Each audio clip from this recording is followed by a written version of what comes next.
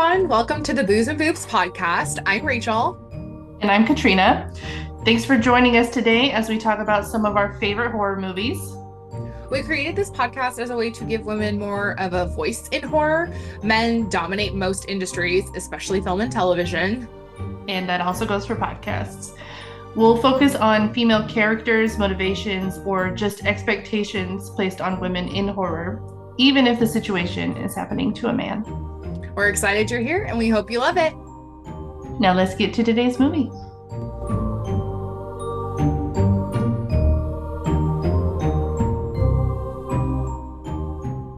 Hey guys, guess who is back?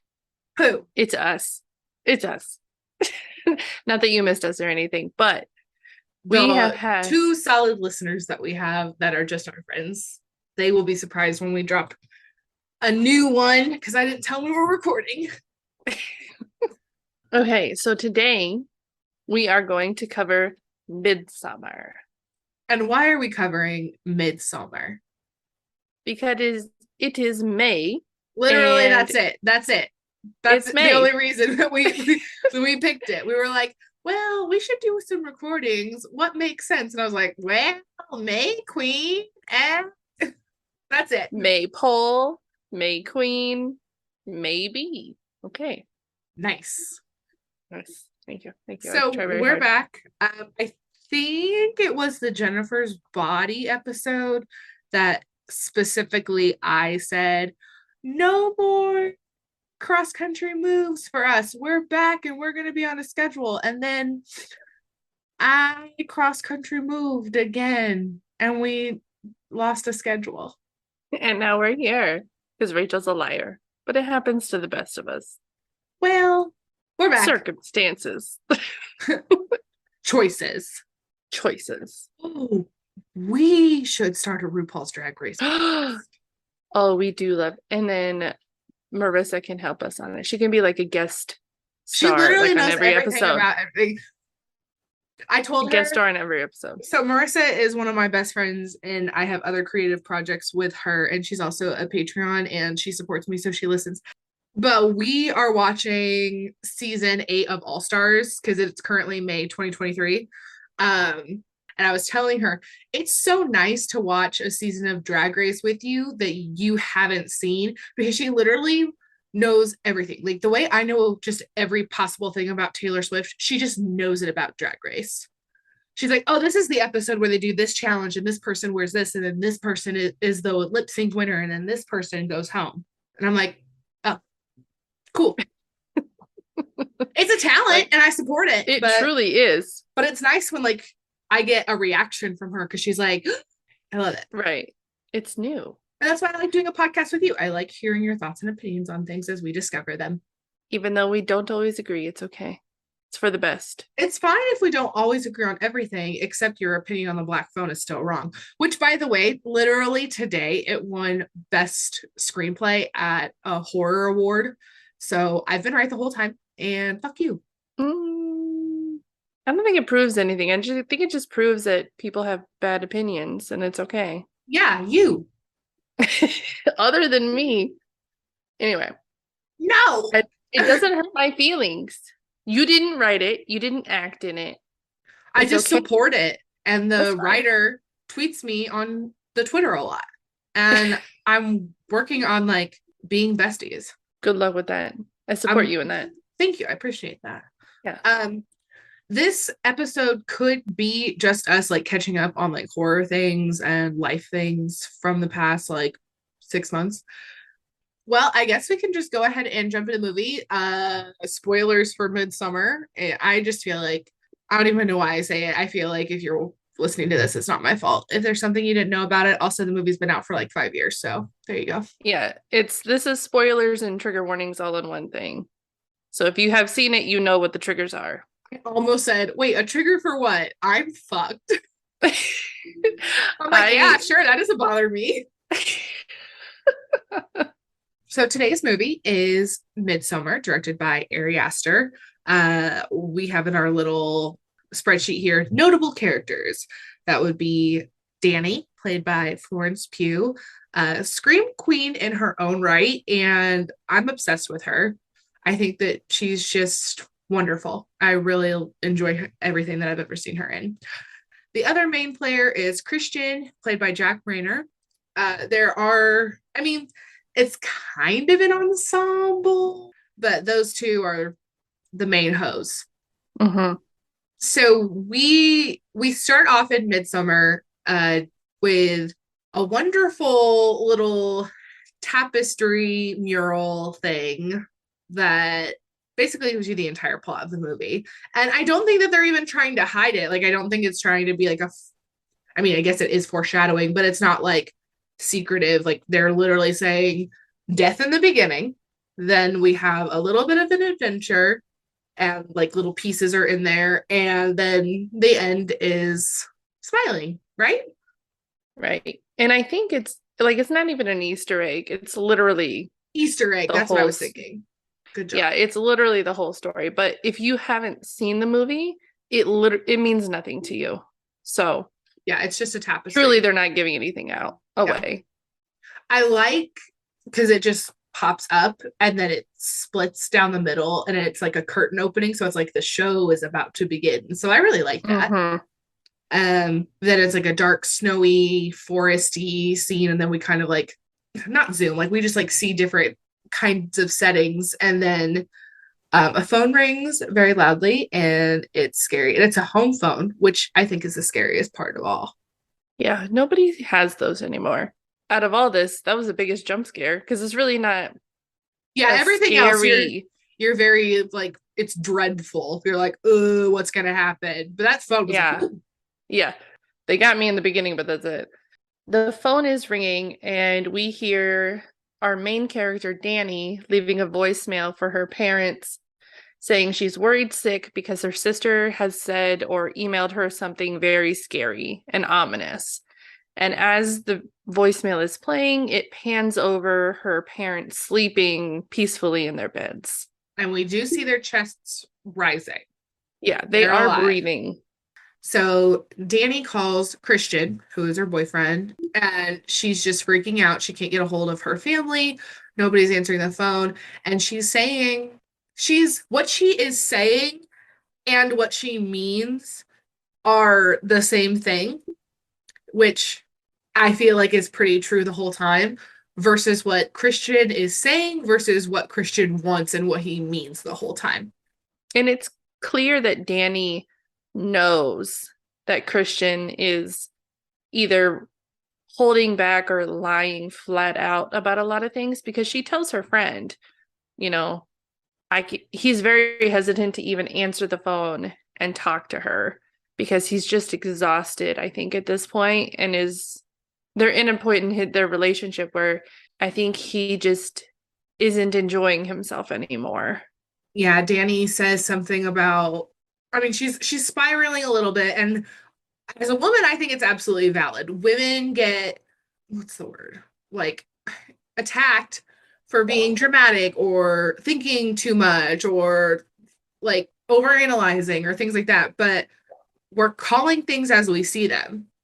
Mm-hmm. And Danny's fear is, what if I'm leaning on him too much? What if I'm too much? What if he doesn't want to be with me? And her friend is just like, well, you're doing the things that you need to do. You're being expressive. You're communicating. If he can't meet you, then he's a dick and you don't need him anyway. And I think during the entire movie, we are all in the place of Danny's friend because we get to see what happens with Danny and Christian the whole movie. Yeah, just deteriorating, basically, further and further. Yeah, deteriorating is a good word because, I mean, the movie takes place over like an actual 2-3 weeks because, well, I guess it depends on. We skip like 2 weeks when they go to Sweden. Yeah, like, it's we skip 2 weeks there, but it's within like a month. I think so. I would say. Yeah. So Danny is spiraling. She can't get a hold of her family. Christian is just like, well, your sister's bipolar and she acts crazy. And that's not me summarizing. Like, he basically says that. He's like, it's not a big deal. She always does this. She always pulls you in and you let her. So placing the blame on Danny for being concerned. Me off. when I heard that, I wanted to come through the screen. Like, Really? it's not allowing somebody, like, nobody allows abuse. Like, somebody just abuses. Oh, that's good. Because if your sister is mentally ill and her mental illness causes her to abuse you, you're not allowing the abuse. Just, it's still not okay. But at the same time, you have that relationship with your sister that you want to continue, and it's hard. Yeah. Danny's sister Terry's email says, like, I can't anymore. Everything is black. Mom and dad are coming to. Goodbye. And Danny says that this email is different. We don't know different in what way, but there's also, they call it women's intuition for a reason. And it's not to say that men can't have intuition, but women's intuition is usually pretty spot on. Like if we have a gut feeling, we pretty much know what's going on. So, I mean, what would you think if your sister, made some yucky comment, had a history of something that would validate your concern, and then in a roundabout way also threatened your parents? Wouldn't you also be freaking out? Oh, absolutely. And I think women, we are taught from a young age to read people's emotions and their feelings much more than men, because like it's a safety thing as well. You're 1,000,000% right. And so Christian's like, ugh, this doesn't affect me. This doesn't affect you. Like, just leave it alone.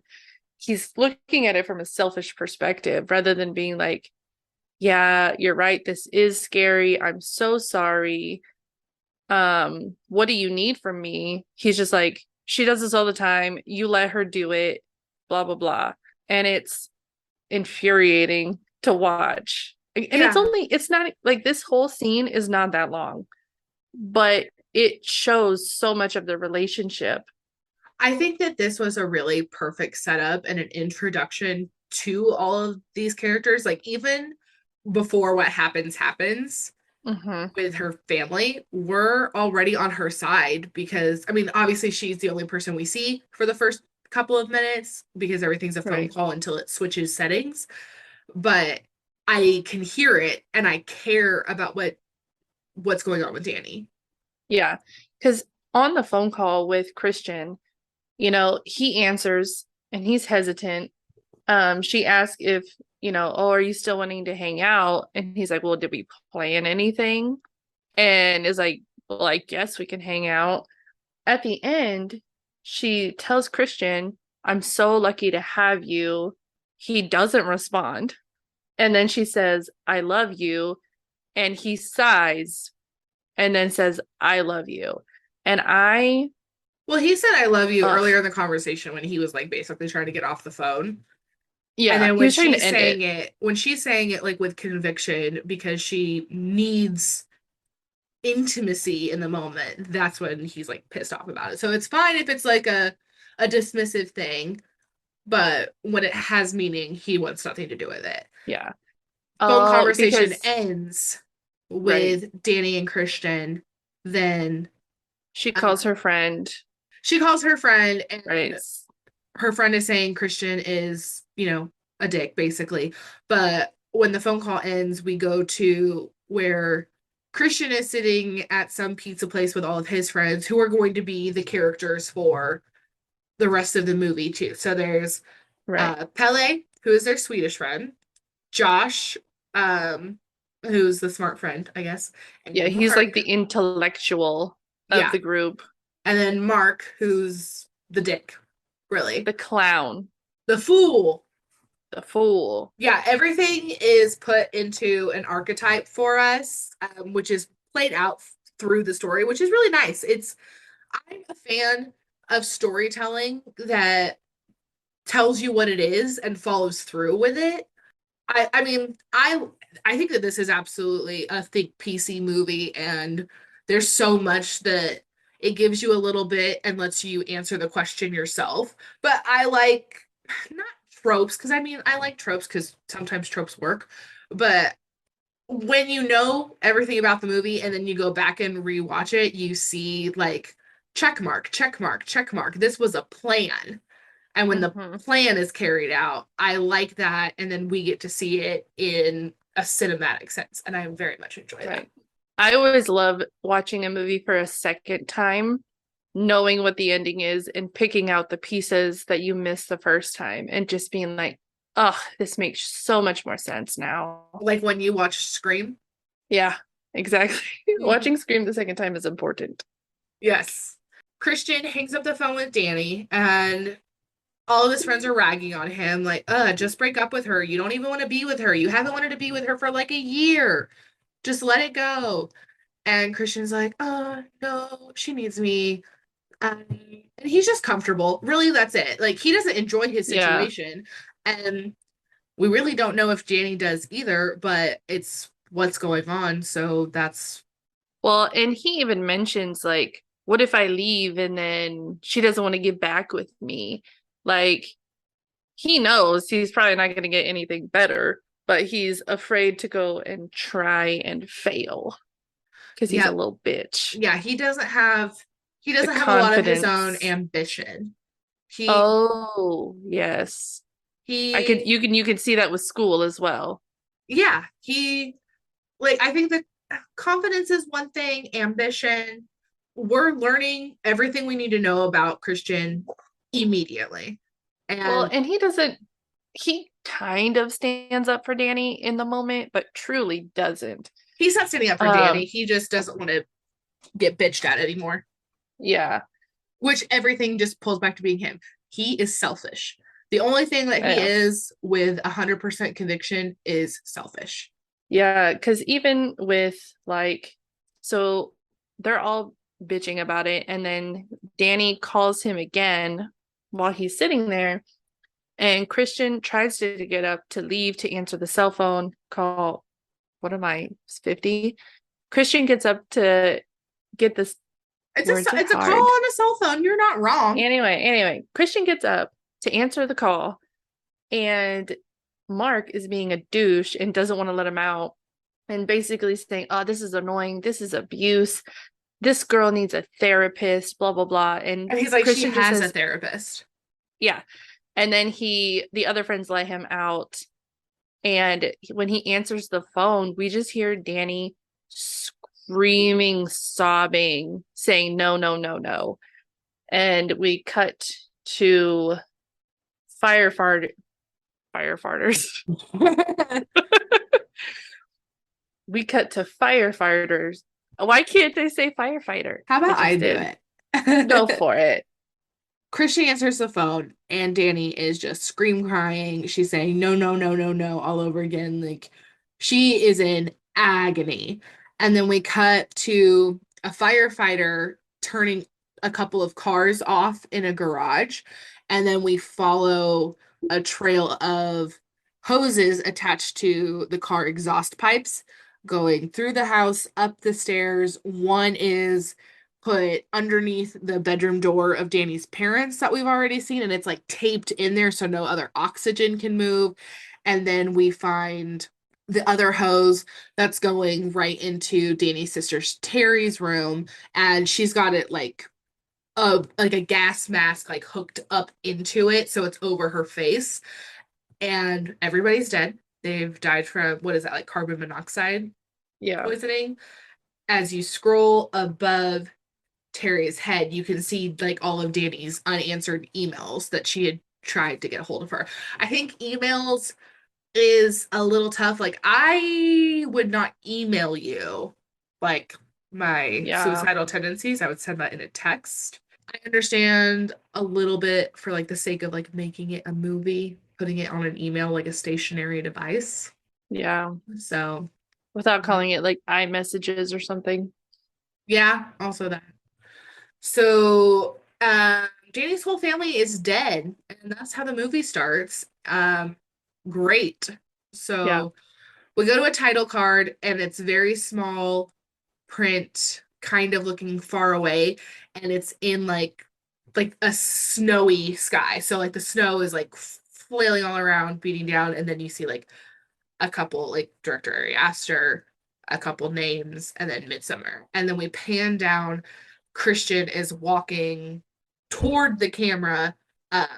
And then he's going to Danny's house and they're on a tiny little love seat and she's just like curled up in his lap, just like scream crying. And he's like patting her back, but he's not there.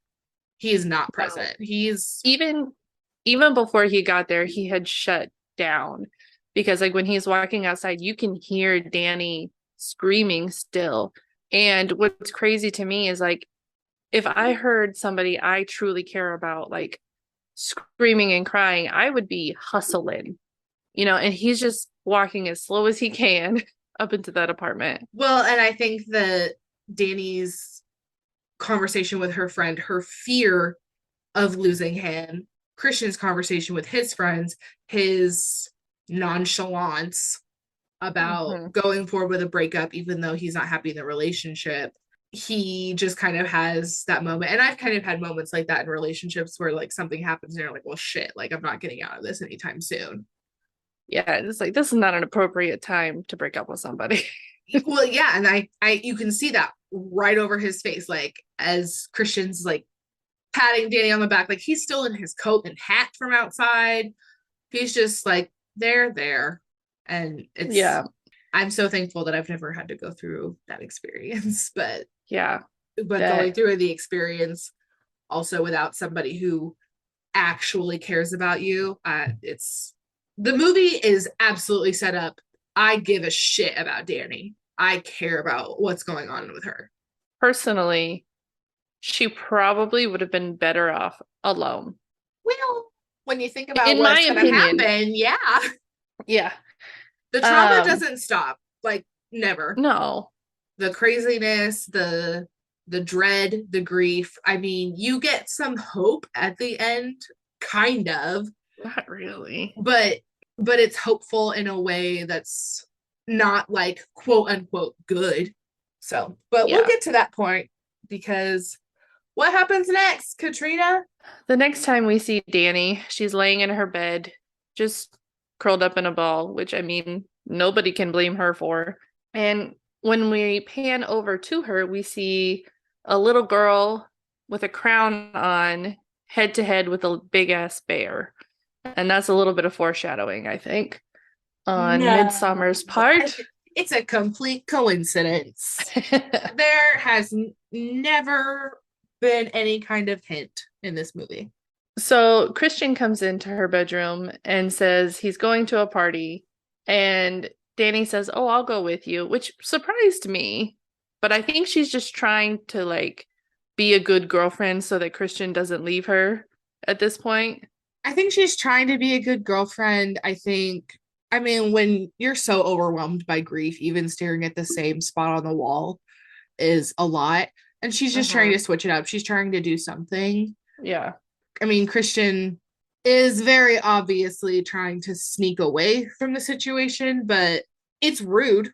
And there's definitely validation in not encouraging somebody to stay in a relationship they don't want to be in, but Christian is doing it to himself.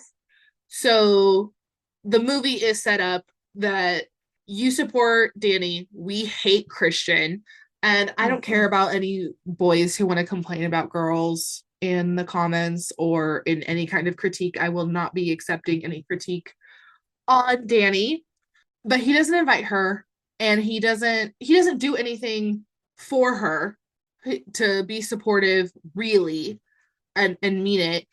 And Danny, it's up to herself. If she's gonna do something, if she's gonna work through it, she's got to go. And when we cut to the party, the sound is very muffled. Danny's just kind of staring off into space, just standing in a group of people that are talking above her. And then the sound gets really clear when somebody mentions family, and it just triggers Danny. Now she's listening, now she's paying attention while all the boys are standing in a group together.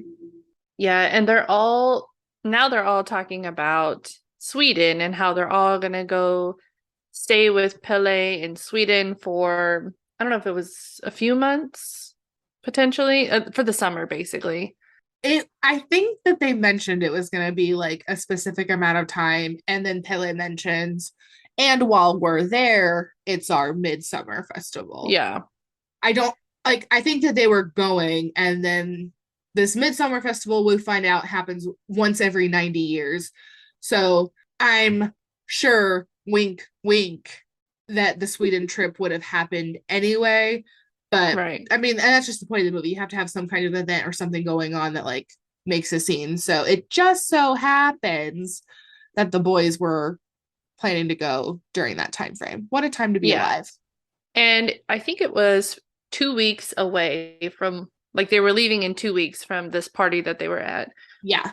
Danny's surprised to hear that everybody's going, and Christian will hardly make eye contact with Danny because he's like, ooh, yeah, I didn't say that. And then when they go home, it's a really pretty shot of Christian comes through the door first and then sits down at a chair, and you can see him in like a floor mirror, and Danny's talking to him. So we see body Danny, reflection Christian.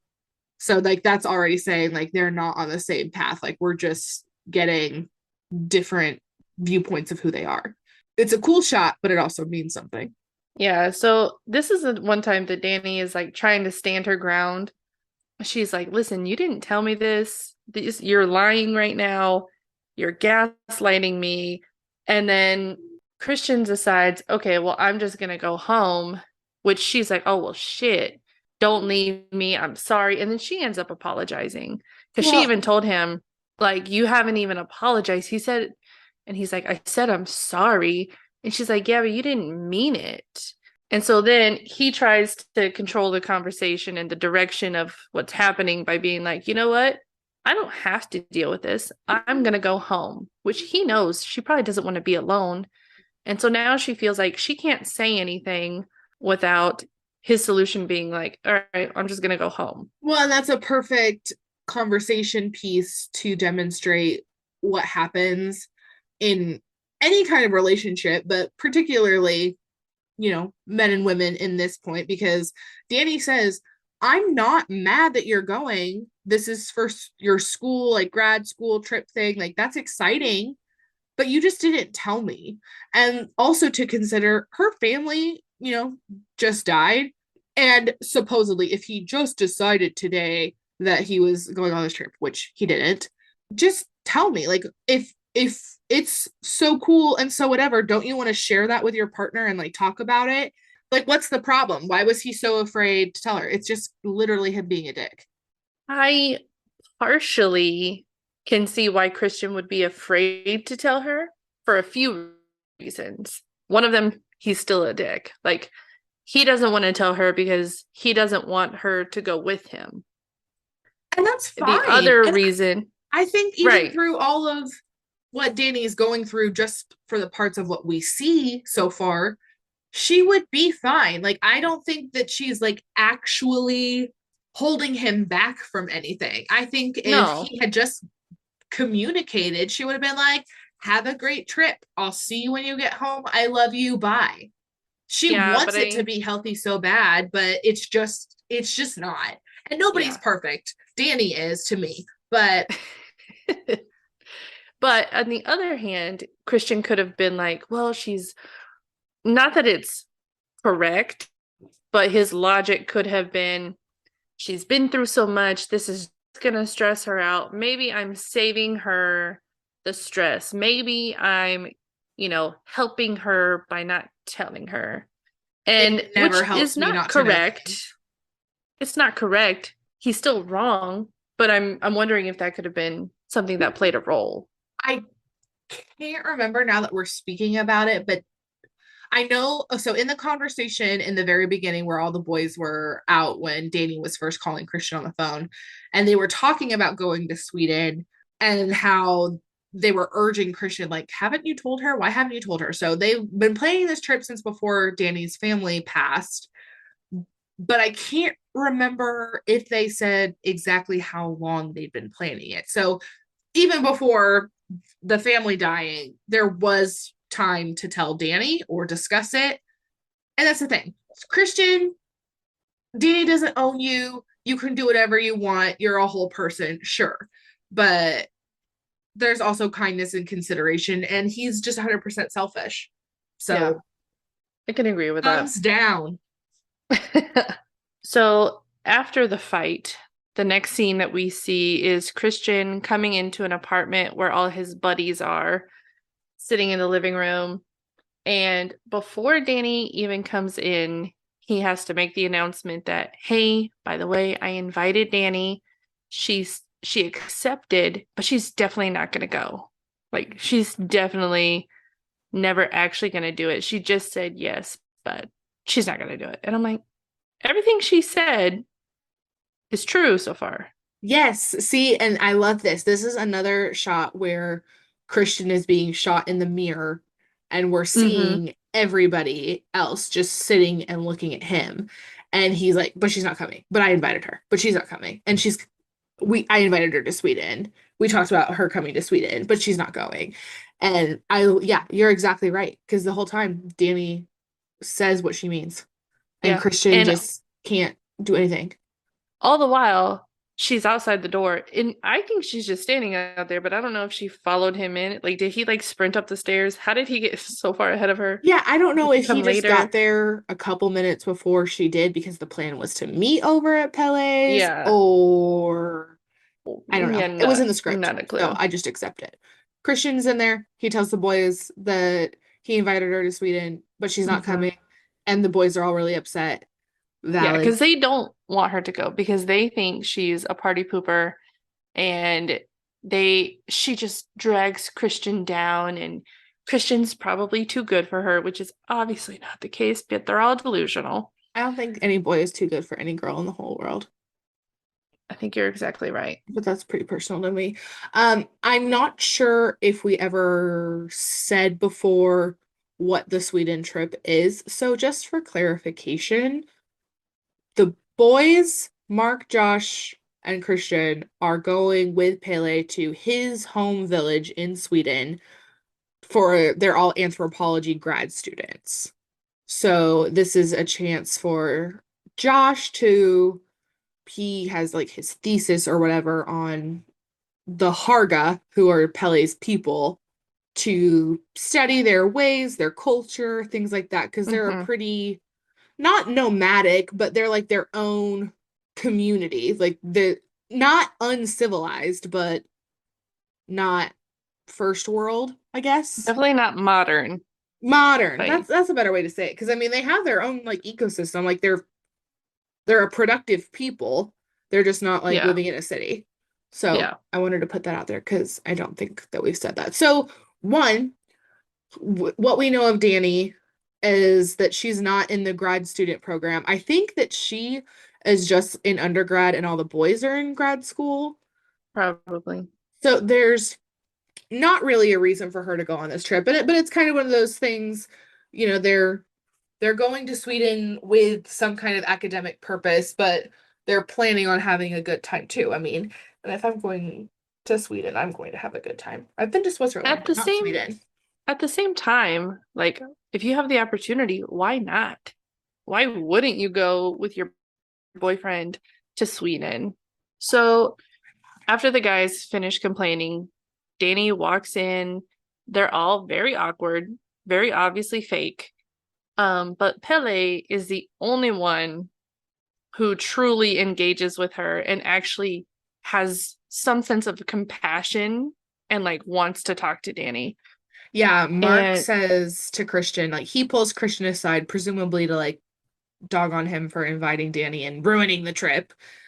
And Danny sits on the couch with Pele, and Josh is just he gets up and leaves.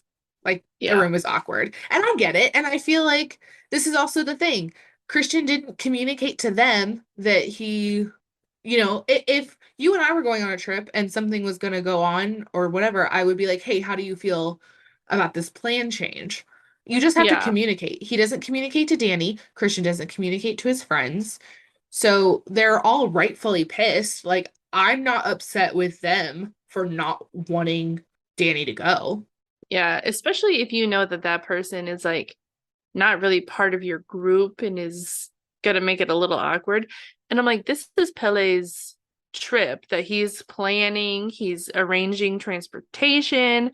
Like, if Christian didn't confer with him beforehand, like, what if she couldn't go? I think maybe that's what he was hoping. But Pele, yeah. he's all for it. And Danny sits on Yeah. the couch and they're talking. And he says, I'm excited for you to go. And gives her a little backstory about their people and what the Harga Midsommar tradition is. He leaves out a few important bits. Yeah. But he is really kind and welcoming. And as an audience, we're buying into him. Yeah. I'm thinking like, Well, oh, this and is a he's nice guy. He's better than Christian for Danny. Wink, wink. literally the only one that's, had a conversation with her. And she reveals that she's in school for psychology, which makes sense because most people who go into psychology need psychology, from what I've heard. So I already self-diagnosed, so I don't need to pay anybody for it. But she explains that, oh, we're going to be arriving on my birthday. Like, they'll be at Harga the day of her birthday. And So she's he a was summer showing, baby. And we assume it's May, so she could be a right? Taurus or she could be a Gemini. I will say that Taurus women have ruined my life and I won't have anything to do with them anymore. So I hope she's a Gemini. Oh, that Gemini did break my heart though. Damn it. Fuck you, summer babies. I was gonna say like a fellow Earth sign, but maybe not. Nope. Mm-mm. Yeah. Katrina is a Capricorn and my best friend, and I'm a Virgo and her best friend, right? Obviously. Okay. Ooh, we're gonna fight. But Tauruses, I don't fuck with them. Pele is talking to her about Harga and is showing her photos, and then she sees a photo of all these women with these flower crowns, and he explains, oh, those are our May Queens, and we have this custom every year, blah blah blah. And she looks like super interested in the May Queen, and I'm like, I wonder why. Next Foreshadowing. yeah. Well, so and Pele is explaining the traditions and everything, and then he kind of gets serious with Danny, and he's like, "Hey, I never had a chance to have a conversation with you and give my condolences. I'm really sorry about what happened to your family." Family is the word. Danny's like, you see her whole face change. She's like, meh. And she starts like squirming and is a little bit uncomfortable. And Pele tells a little bit of a story about how his parents died in a fire and they're both orphans. And he's trying to connect, wink, wink, because we know something now that we've seen the movie. But Danny's just not in a place for it. She just can't talk about any family relationships or anything. And she's trying to be polite, but she just starts squirming and she's really uncomfortable. Yeah. She gets up and runs to the bathroom. And then this is one of my favorite shots. It's just so beautiful. The camera pans over Danny as she's walking into the apartment bathroom, and then she's in the airplane bathroom. And then it cuts to like a body shot of her in an airplane bathroom. A huge airplane bathroom, by the way. Like, she can actually stand and turn around in it. There's that. But she's freaking out again. So it's a great transition into them being on the plane going to Sweden. Yeah. But also to signify that she is still not doing struggling, having panic attacks. And something I did notice was like the costuming in this movie is very detailed. Like, everybody in Harga is very put together, dressed nicely, everybody. But Danny, from the point of finding out her family had died to up all the way until like Harga, and even through her visit into Sweden, the whole time her clothes just read depressed. She puts zero effort into it. They're baggy and bulky, a little Gen Z-y, like with their wide leg pants and stuff like that. Who does that anyway? Not us. We're too old. No. I like a cuff on my sweats. And I noticed it.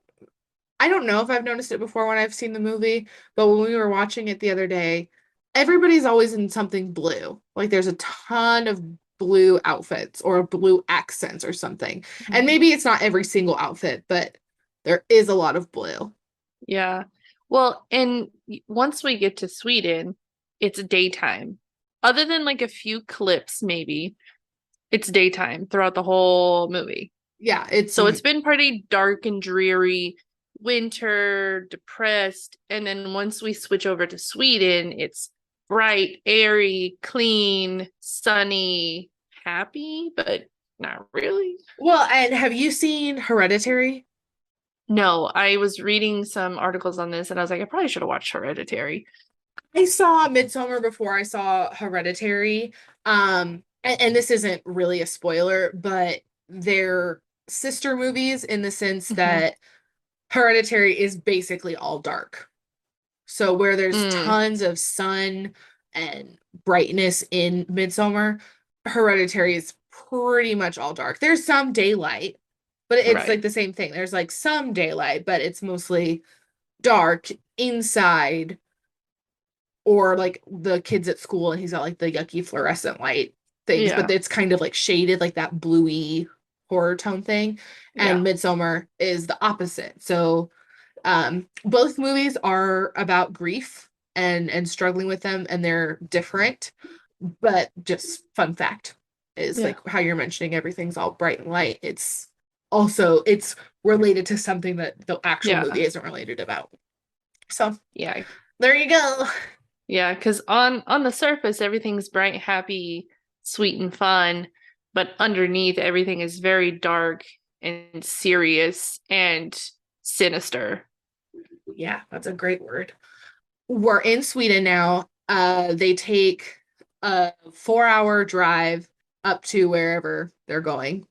And we do kind of an upside down shot. So we see the car driving at us. The camera flips upside down. And then the car just keeps driving. So it gives you that sense like we're in another world now, so to speak.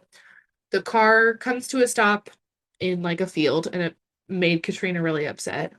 Okay, listen, I'm upset for a few things. First, they did not have to make the upside down shot so long because it made me nauseous. It's unsettling. It's all in part of the mood.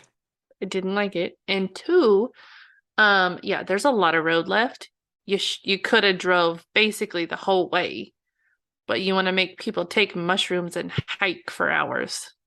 Which I did have a thought that made me kind of understand it a little bit later on in the movie when we were watching it. I wondered, and we'll get to the part, but they pull up into a meadow basically with like a little gravel trail through it, and like there's a bunch of people just chilling in the hills of this like grassy like pasture almost, and instantly I'm like, ticks. So many ticks. I knew you were gonna go here.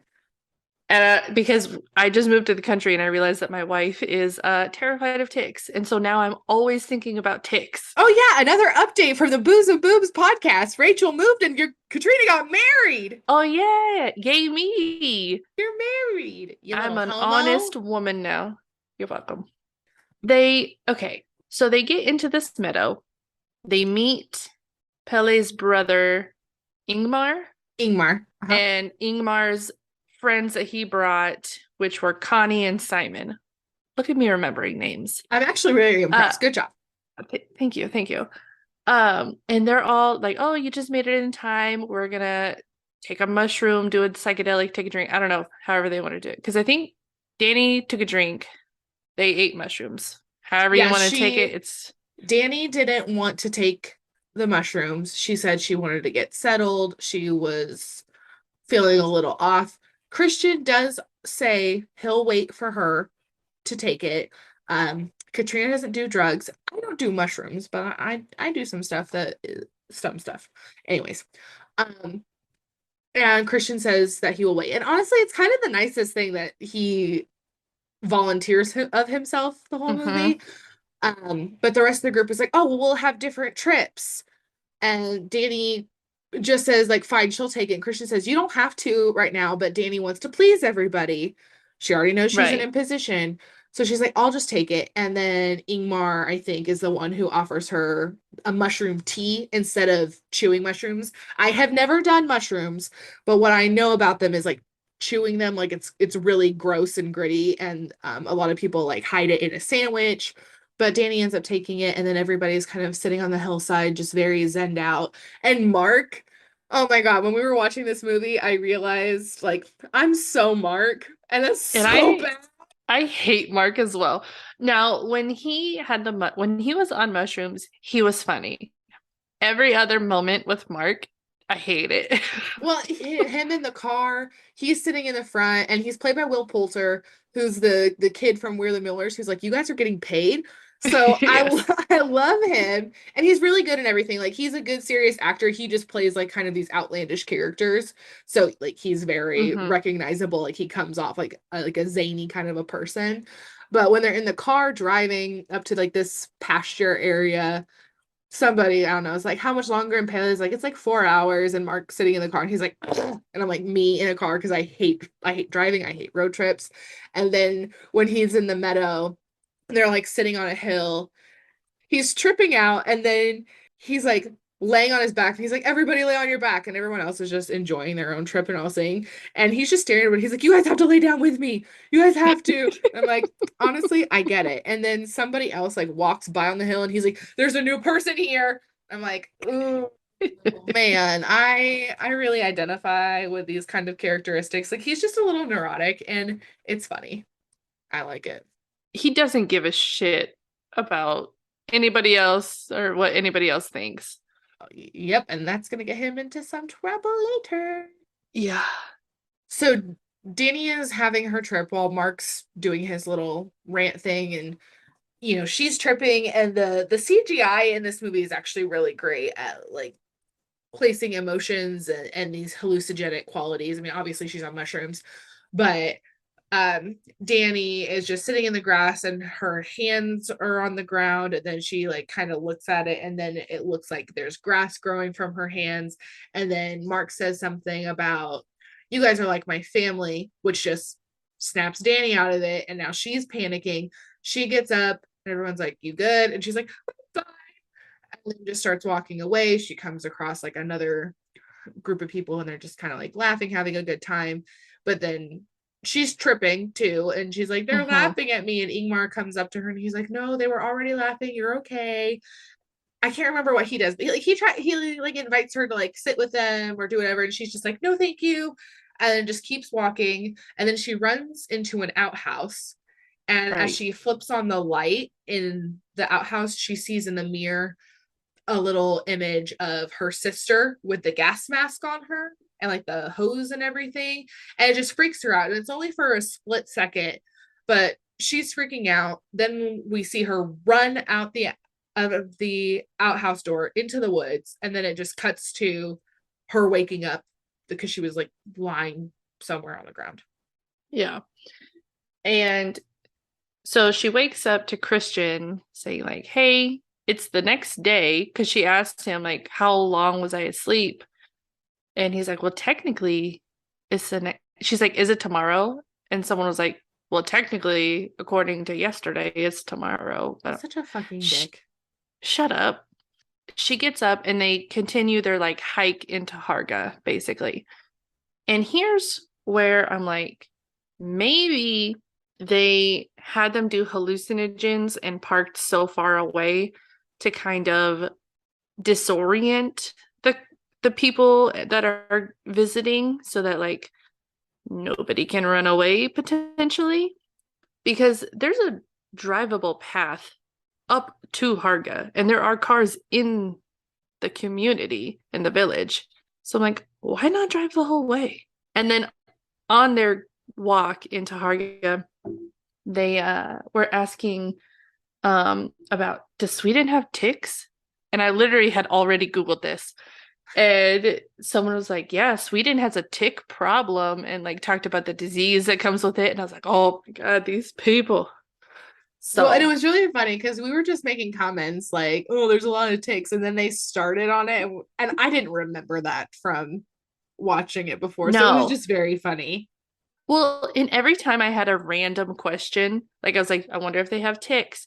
And then later on, I was like, I wonder how they make their money. Because as an accountant, I'm thinking financially, how do they do this? Like, what do they provide? What do they like? Do they pay taxes in Sweden for their stuff? Like, do they? And then as soon as I asked all of that, like within 30 seconds was like, oh, we make our money from blah, blah, blah. I don't remember what it was, like lumbering or something like that. And I was like, why is this movie reading my mind right now? Please stop. It's It makes it unsettling. realistic, you ask questions. I mean, there's a lot of fantastical elements to this cult, Mm-hmm. but there's a lot of grounding into the real world, which adds to the horror aspect, and I like it. Yeah. So they finally arrive in Harga, and it's kind of like when you land in Hawaii and everybody's giving you a lei. They're just like, there's like little flute people playing music, and they're like I hugging everybody love who that. comes in.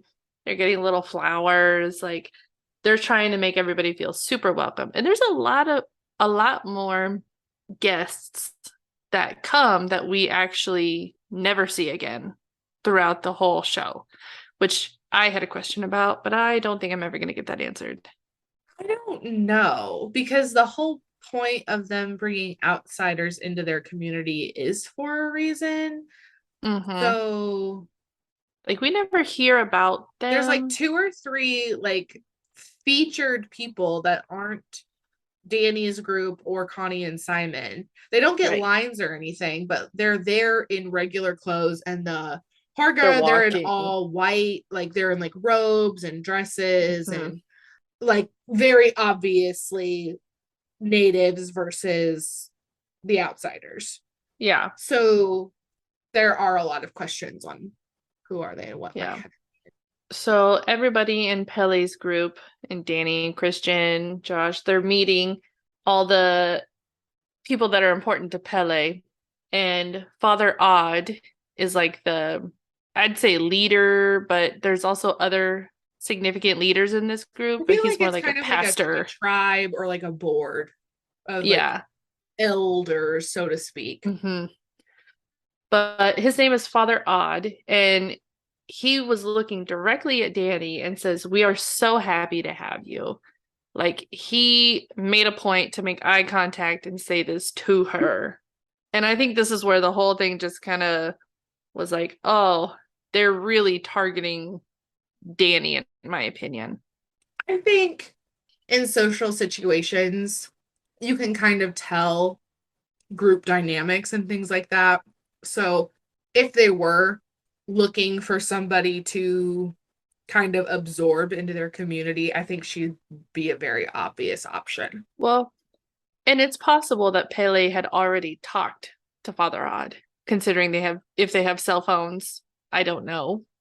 Write Maybe letters, Pele told something. him, hey, I'm bringing this group. I really like Danny. Please be nice, extra nice. Who knows?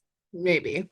We kind of go to everybody's just having like their welcoming day. One of the elder women is like, thank you everybody for coming. This is our Midsummer Festival. It's a 9-day feast extravaganza, basically. Um, and they speak in Swedish, and they're saying things about, casting out the evil and giving themselves to their spirits and things like that. And it's a little awkward, and there's a lot of like chanting and like guttural noises and like, I don't know, culty stuff. Yeah, Um very and culty. what's a funny thing, Katrina wrote all the scene titles in our note thing, and I loved this one because she put welcome to our culture, and I liked it. So Yeah. everyone's in, they're chilling. Pele's group, they're like on a blanket that's laying in the grass, just having a good time. And there's this like redheaded young girl who we see in a distance come out of a building, and then she Mhm. kind of like makes eyes at Christian. And then they start playing what is called Skin the Fool, but it's like Ring Around the Rosie without ringing. Like everyone's just holding hands and kind of like running in a Yeah. line. This girl, this redhead, we find out her name is Maya later, so I'll just call her Maya. When they're streaming through people, she gives Christian's side like a little kick just to get his attention. And then Christian kind of like asks Pele, like, can anybody play this game? Can anyone do it? And Pele's like, yeah, go for it. Like, do whatever. So I don't know why this like dude wants to play Ring Around the Rosie, but it's in the script and it's fine. And it gets everybody out because then Mark and Josh go off, like they're exploring. Josh's, got his nose in a book from like the Harga traditions.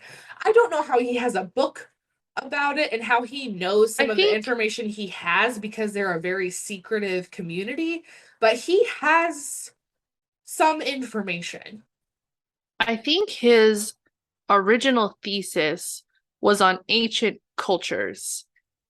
And so, because later when they talk about Christian wanting to do his thesis on Harga, he says, well, I knew that Josh was planning to go to other countries as well to do like a more generalized thesis about ancient cultures.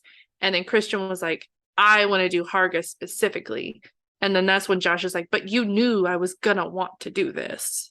So they just kind of have a pissing contest over it, and it's stupid. Haha, that's foreshadowing. Yeah.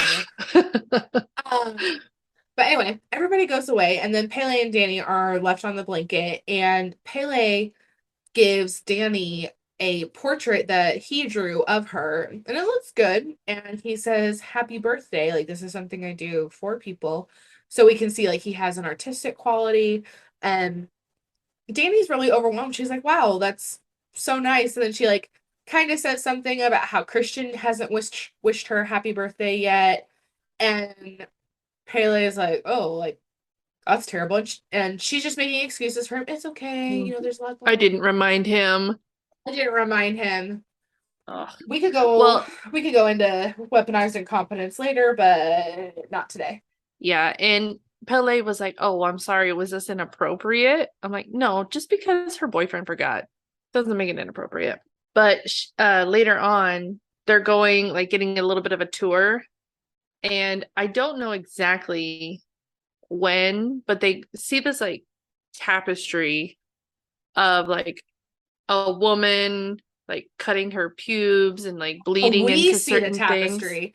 Everybody is, like, walking around getting, like, here's this, here's that. And then he's explaining it to somebody, but I don't remember who it was. I think the tapestry is just like a dissolve for us.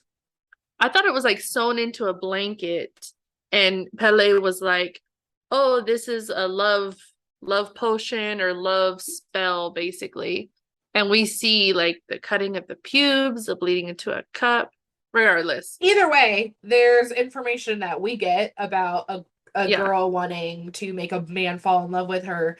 So she cuts her pubes and cooks them into food, and then has like her period blood drip out of her into like a chalice. The man drinks from it, and then he gets like the spinny, the heart eyes, and then he falls in love with the girl.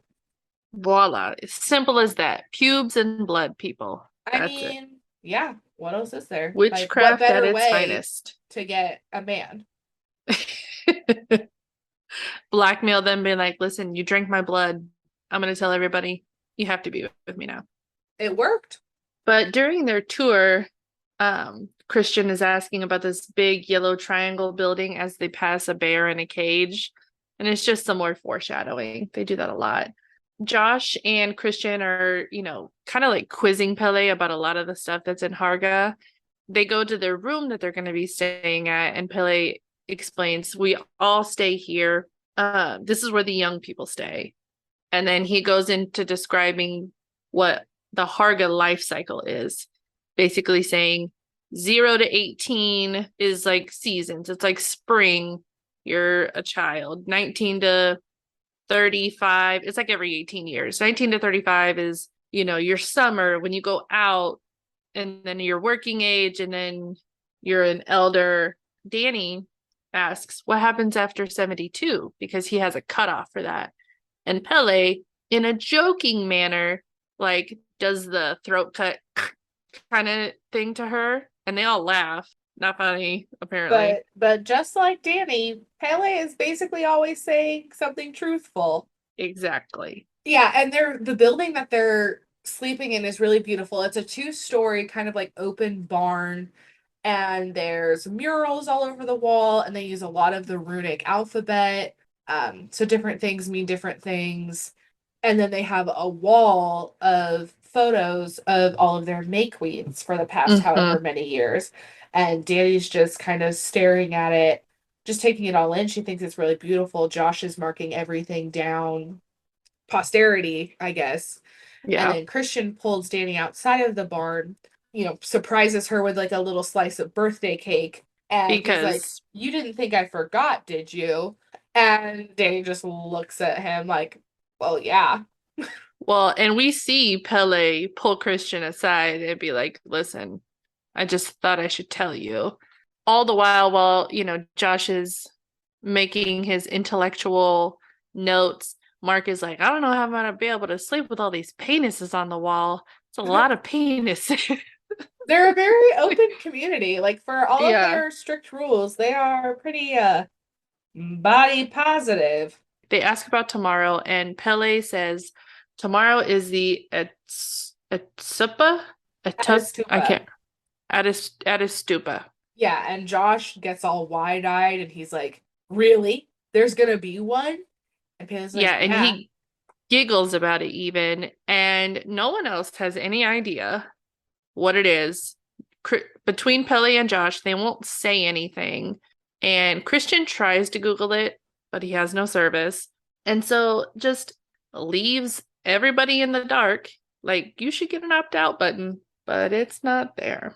So now we are at the Atastupa. It is a whole Horrific. that too. There is a feast in the morning, or what I presume to be the morning, since it's sunny almost the whole time. Mhm. Um, the people are all sitting at a table, and then two older people are walking out of that yellow triangle building that Christian pointed out earlier, and they sit in throne looking chairs. They have their feast, and then the two older people are kind of like carried like a chariot way, like their thrones are like picked up, and then everybody kind of moves over to the bottom of a cliff. This part, well, the first time I watched it, did not see it coming. But you see the elderly couple. I don't know if they're a couple. They're just elderly man and I woman don't up at the I don't top of think a that they're cliff. I don't think They that they never, are a couple. I think that they are just a man and a woman. yeah, they're 73 apparently. And And they at the look top of good the for cliff, 73. They look great. they really do. At the top of the cliff, you see all these like rocks, and they kind of look like headstones. And then this lady, they just start doing this ritual. The elderly lady cuts her hands and puts her hands on the rock, puts her blood on it, and then from the view of all the spectators at the bottom of the cliff, you just see a person come to the precipice and just arms out, face down, Like straight on, belly flop. belly flopped straight to the ground onto a giant rock. Yeah. And I don't remember there even being like a lot of music or anything to set the mood. Like you get No, some cuts it back was and forth silence. on the top of the cliff, and then at the bottom, everyone's just kind of looking around. And I mean, I won't even say like the Americans, but Danny's group, and then because Connie and Simon, Ingmar's friends, they're from Mm-hmm. London, so it's not the Americans, but The everyone's kind of freaking outsiders. out. The outsiders, yeah, good. Connie and Simon are very vocal. They're like, "What the fuck is going on? We gotta Yeah, go." rightfully so, freaking out, screaming, like, how the fuck are you guys not freaking out? What is wrong with you? Just losing their mind. Yeah, and Danny, she's silent. I mean, she's affected, but she's in shock. Yeah, I think literal shock is she can't talk, she can't really move either. Mark is napping apparently, so he's not there for it. Josh is like into it, taking notes as he's just taking notes this whole time. And Christian is trying to like comfort Danny a little bit. Like, are you okay? Like, oh my God, what just happened? And Pelly's like, oh, I should have warned you. Yeah, you fucking should have. Yeah, And maybe then just a little. you think, Sorry. oh, it can't get worse. And it does. Well, the elder lady from the first day is trying to talk to Connie and Simon. She's like, no, this is a part of our ritual. They're excited to be able to give themselves like to the spirits. Like their life cycle is complete. When it's my turn, I will happily do it. And the outsiders, aka like the rest of us, are like, no, this is not a good thing. This is awful, and we should be a part of it. And like Katrina said, it definitely gets worse because then the man is at the top of the cliff and he does not belly flop. He pencil dives. He just goes Yeah. straight down and he doesn't die. He just shatters his leg bones and they're all sticking out and he's whining. He's in pain. But Groaning, crying, like, yeah, you have no bottom half of your body, bruh. yeah, yeah. And so as he starts crying and screaming, the whole community starts crying and screaming with him. And then we see these, I think it's like 4 people, 3 or 4 people with this giant mallet walk up to him and just swing it on his head. Like smash, like he has no face anymore. And the first time was enough, but they had to do it 3 or 4 times because maybe that's the ritual, but they show his face being smashed as well. So that part I did not expect either. I did not expect to like see it. Yeah, Like, it it's was visceral. great makeup and like special effects. And because the Harga, they're all like moaning and like communing in that pain. Plus, you get everybody else who's yelling and freaking out, like all the outsiders. So Mhm. it's very, very loud. And then we smash cut to both of the people on like a grill. Basically, they're gonna burn the Yeah, bodies over this fire pit. So you just see all of their carnage. And it's yeah, very unsettling. I remember when I first watched this movie, I was at a Halloween party at my friend's house. We go over there and we watch movies. Like that's just what one of our like Halloween things is. And there was this guy there and he just wouldn't shut the fuck up the whole time. But he was just like laughing and making jokes and like I like to have fun when I watch movies, but when it's like a party and we're all watching the movie, and all of us, like, I mean, there's not a ton of us, but we're all like into it watching the movie, and this guy's just one liner after one liner after one liner. If they were good one liners, then I maybe could have tolerated it more. But he's just like making jokes and stuff, and like it completely ruins the mood. Like, I want to be in the movie, I want to feel what's going on. And yeah, it's gross, but like, shut the fuck up, please. mhm. So I just remember at that part, like when it goes from the Atastupa to like, I mean, I don't even know, like if you'd call it like the sacrifice, like them like Yeah, cremating the body kind of, he just like wouldn't shut up. And like every time I watch the movie since, like I'm affected, but I don't feel like I was like it's ruined for me hmm because like yeah. I The just first remember him time, talking. yeah. And so they all get back and they're all talking amongst each other. And Christian decides he's going to tell Josh, I'm doing my thesis on the Harga. This is when they get into their little fight, like that we talked about a little bit earlier. And Mark goes, of all the things to let me sleep through, are you kidding me? Of course he is like that. But Yeah, he really is. And we see little bits and pieces. So, especially when Katrina and I were just watching this too, we were talking about it. Like, the movie kind of like doesn't really stop. Like, there's like stuff after stuff after stuff after stuff. And that's one thing that makes it really good.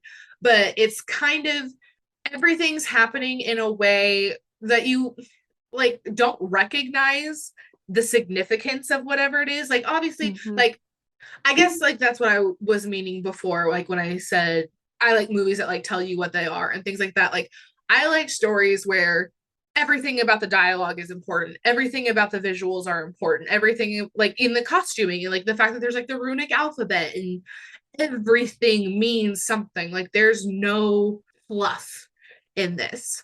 And it's That's a why you like very, Taylor Swift, huh? yeah, no fluff at all. Just feels. So we've seen like Mark has a little flirtationship with a village girl. Maya gives googly eyes to Christian every time she gets. Josh is always talking to the elders, asking questions. There's one point where Josh and an elder are with Reuben, who we've seen as he is a product of inbreeding and he's very physically disfigured. And they say that he is their village chosen one and he interprets and No, creates the what? he doesn't. He just creates. The elders interpret. But he creates, so like we see him like painting and like not even like what we would call like good paintings, like it's just like color, like ink blots and things like that. So the elders are interpreting things and they put it in their like culture books, and that's their recorded history. And Josh asks once if he can take a picture of it, and the elders are like, no, no, no, no, no. Like, we keep all of our like important stuff Mhm. sacred. We just see like Christian, he asks dumb questions. Like, he doesn't want to write his thesis on the Harga because he's very affected. He wants to write about the Harga because there's shit going on and he just wants to throw his name in the ring of like something that will relate back to him and his Yeah. involvement. So everybody's archetype really plays through and it's consistent. Yeah, and you can kind of see that with even as we go, like nobody strays from that. Yeah, we get a little bit But of Connie and Simon at one point, and we're gonna kind of like run through the rest of this really quickly because like it's important, but not every single detail is. Um, Danny comes across Connie at one point and she's packing and she's saying they're leaving, but we don't see Simon. And another villager comes up to Connie and is like, hey, there was only room for one other person besides the driver in the truck. We took Simon to like the bus the stop or the train train stop station, or something like yeah. that. But well, he said he's going ahead and we will come back for you and take you. And Connie's freaking out. She's like, why would he go without me? She's like, I could have sat on his lap. Like, I want to leave. And they're just like, oh no, it's okay. Yeah, and throughout all of this, I've realized Danny is the only one calling them out on obvious red flags. And whenever she brings them up to Christian, he's like, oh, it's fine. It's fine. Like, no. Like, logically, this makes no sense. And she knows it. Connie knows it. But all of the men, outsiders, are just like, who cares? Not affecting me. Not gonna hurt me. Doesn't matter. Yeah, anything. I mean, except for Simon, but we don't see him after the Atastupa anymore. No. I don't think that we do. We just see Connie, and Connie talks about Simon. All the men are so wrapped up in their own thing. Mark wants to nail that girl. Josh wants his intellectual superiority. Right. Christian, I don't want to say Christian like just wants to be involved. Christian wants it to be known he was involved. There's just a lot of things that are happening at the same time. Like after all of this, like you see the I don't know if they were sacrifices, but the people from the Atastupa, their ashes are being scooped onto a tree while Connie walks by. So there's really a lot of background stuff happening at the same time. And Mm-hmm. then later we see Mark peeing on a tree, like it's a dead tree on the ground.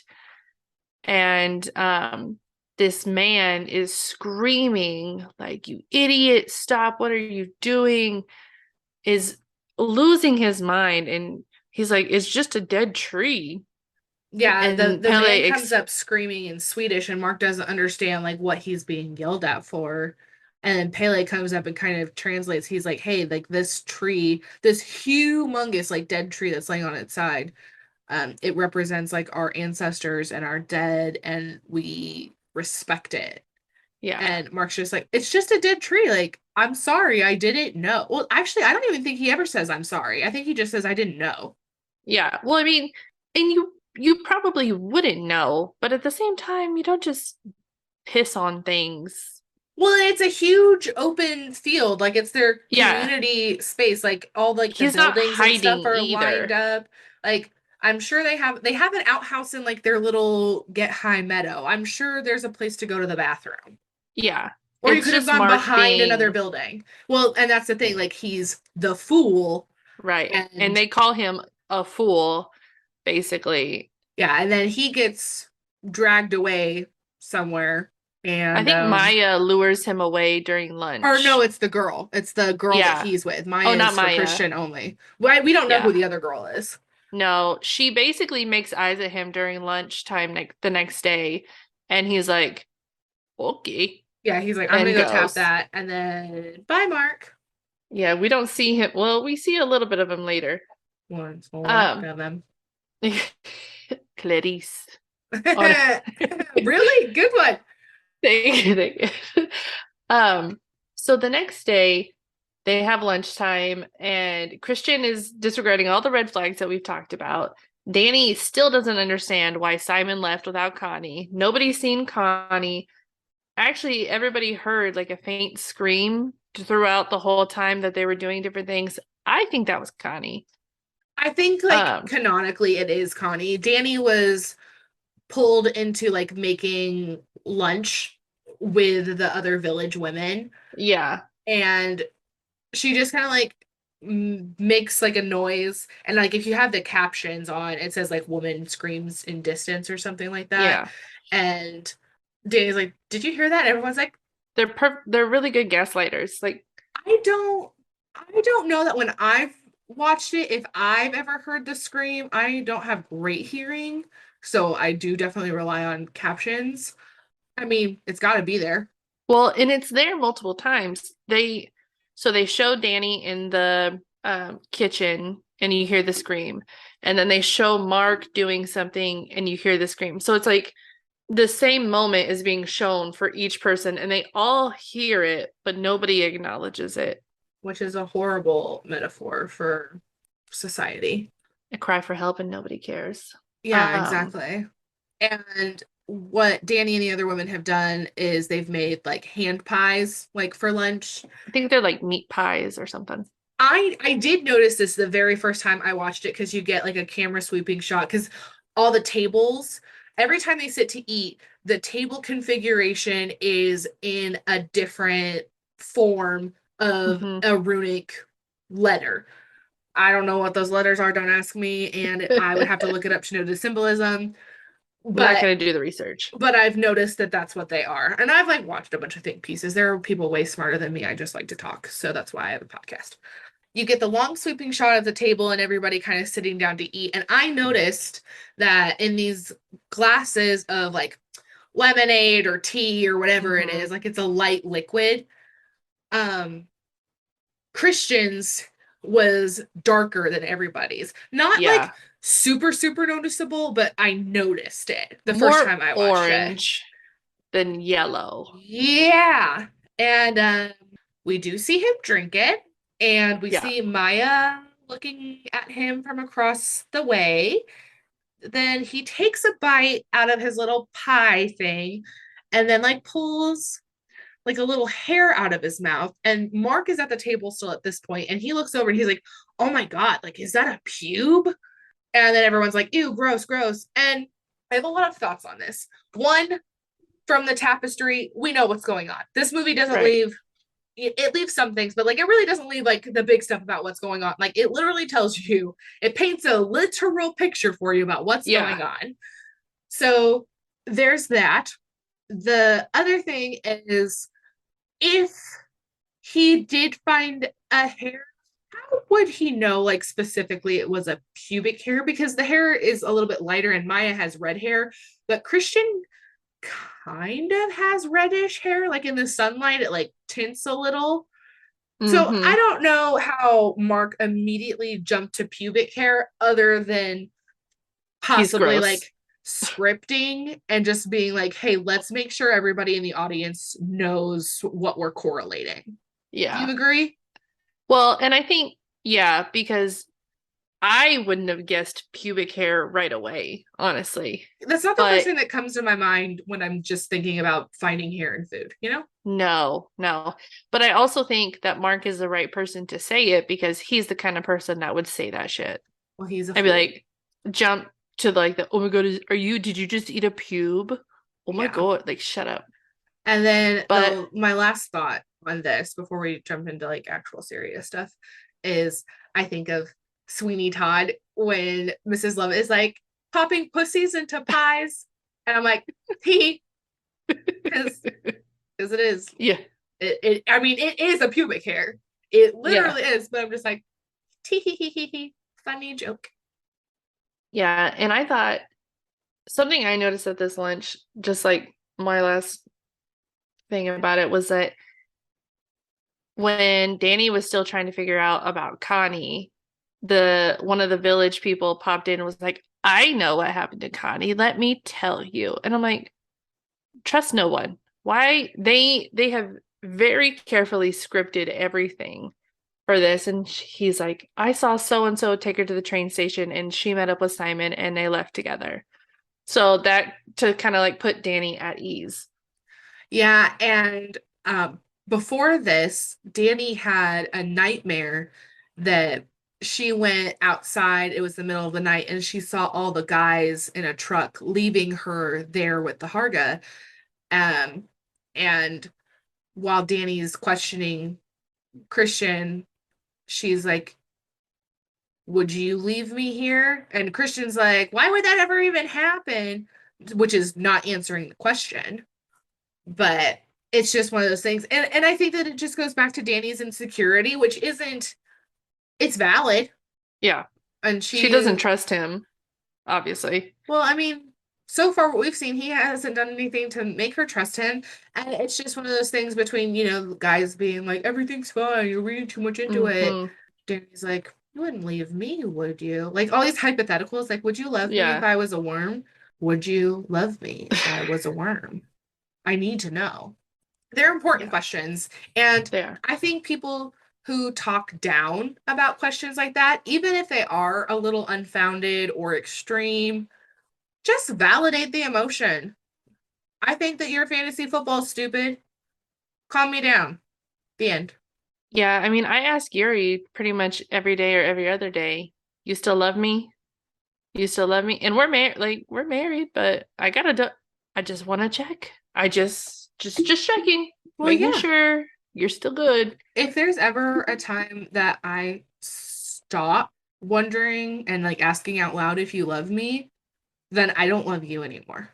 Yeah, I don't want to know anymore. I don't care. I even last week I had a Teams call with my boss. I think I told you this story. Um Mhm. and then when we were like, okay, everything's good, blah blah blah, and like saying bye, he like hung up really fast on the call. I just like sat there because it was just so abrupt. And then he messaged me and he's like, sorry, I didn't mean to hang up that fast. Was like on the inside, I was like, thank you for validating me because you know that I'm anxious.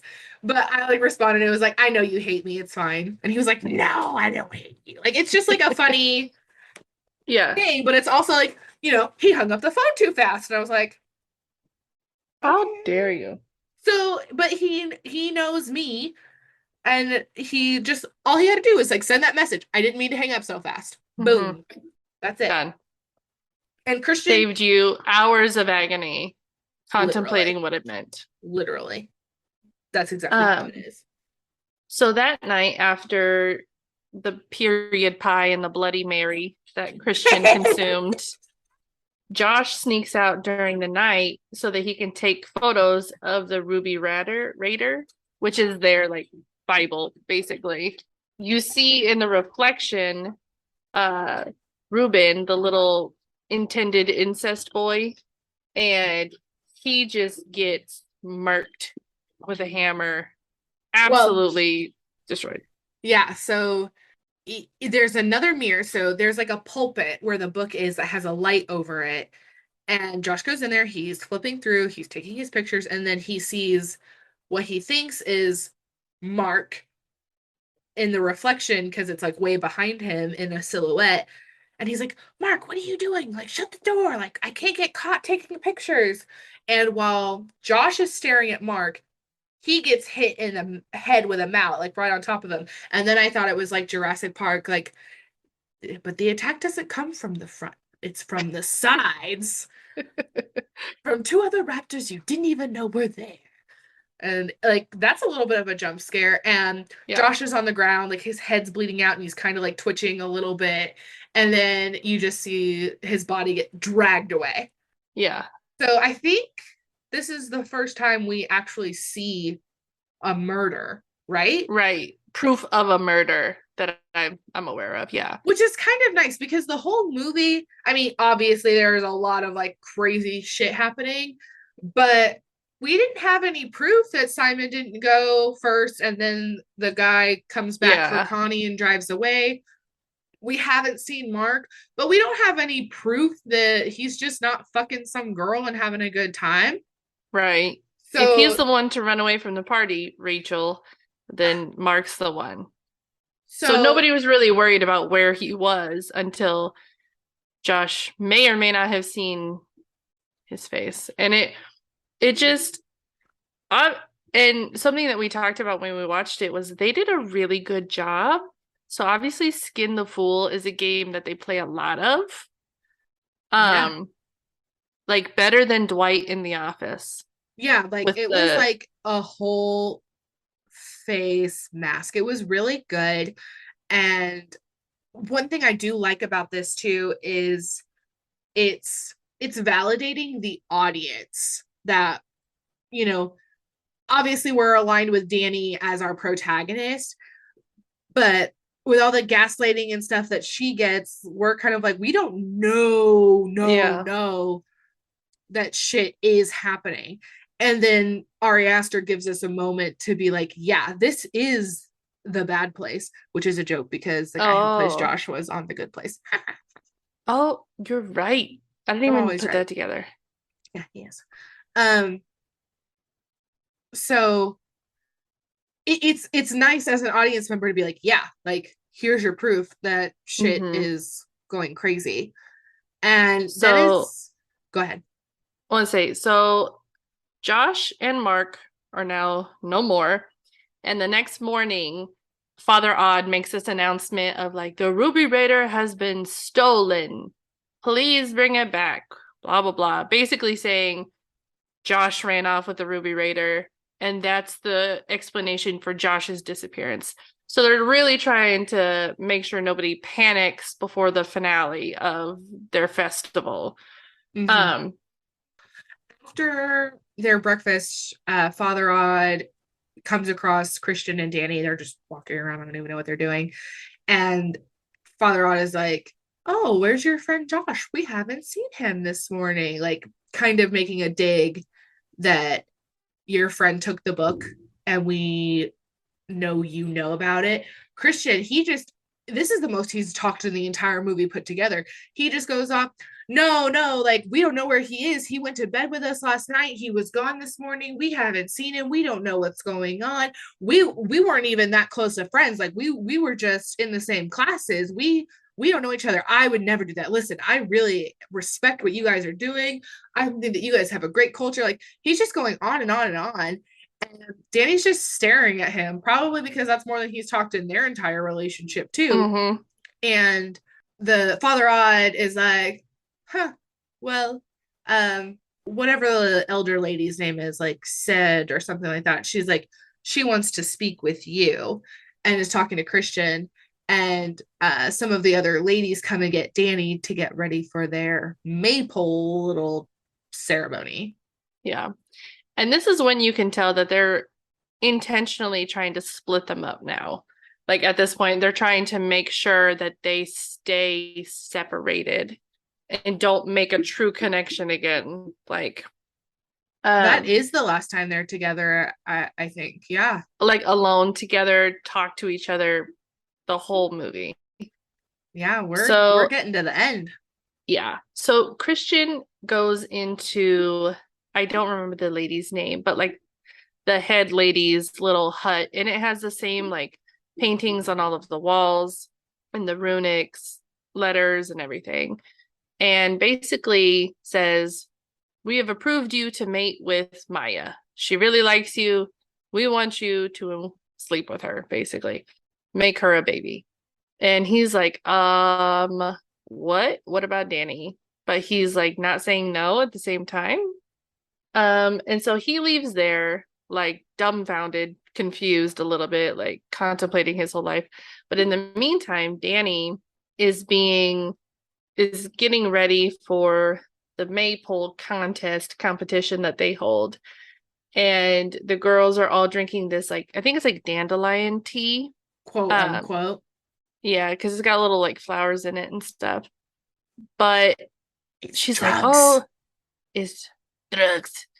They all take their drink. She was a little hesitant, but she was like, look her in the eyes when you take the drink. And I was like, that's a little weird.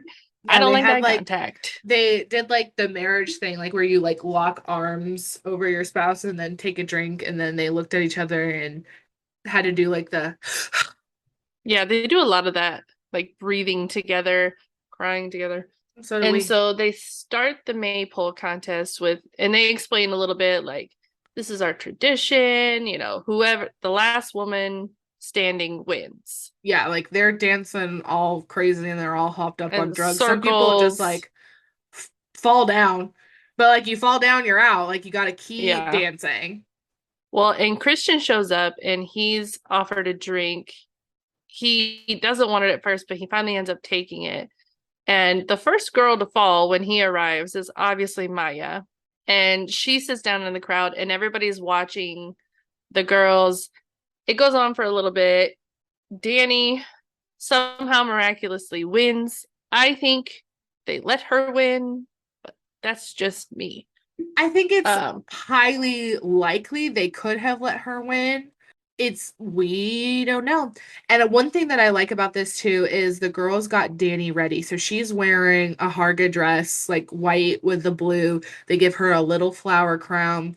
Christian is the only one wearing street clothes. He's in a blue shirt and jeans. So more blue. mhm. So he really sticks out of the crowd and he's tripping balls. Yeah, And he's just hard. sitting there in the grass, and everyone, just kind of gathers around him. They're all sitting and watching the deal. But Danny even tries to like look at him and connect with him, and he's gone. He's Yeah, not present, bruh. the rest of this movie is a true struggle for Christian. Like he's got a rough. So Danny inevitably wins May Queen. It was destined to be since the very beginning. And they just start like adoring her and like putting these flowers all over her. And every time she tries to ask a question, they just like laugh and keep like pushing her in this, like guiding her to a direction. Like Yeah, the whole they're like crowd, love bombing her. the cult has crowded her. Um, she sees her parents walk through like the little crowd, and she's like, "Mom, Dad," like she's Yeah. tripping. Pele comes up and like gives her a big ol' smooch on the lips, Yeah. like kind of in front of Christian too. He's hot though, so I'm down with it. And they take her to sit at their feast table, and it looks like the food is breathing, and like she feels like she's got like grass growing out of her body again. Mm-hmm. And Christian's like, he makes his way to the table and he's sitting there, but he's like all hunched over, like Yeah. staring off in the distance, like, He's am I alive? really about to lose it.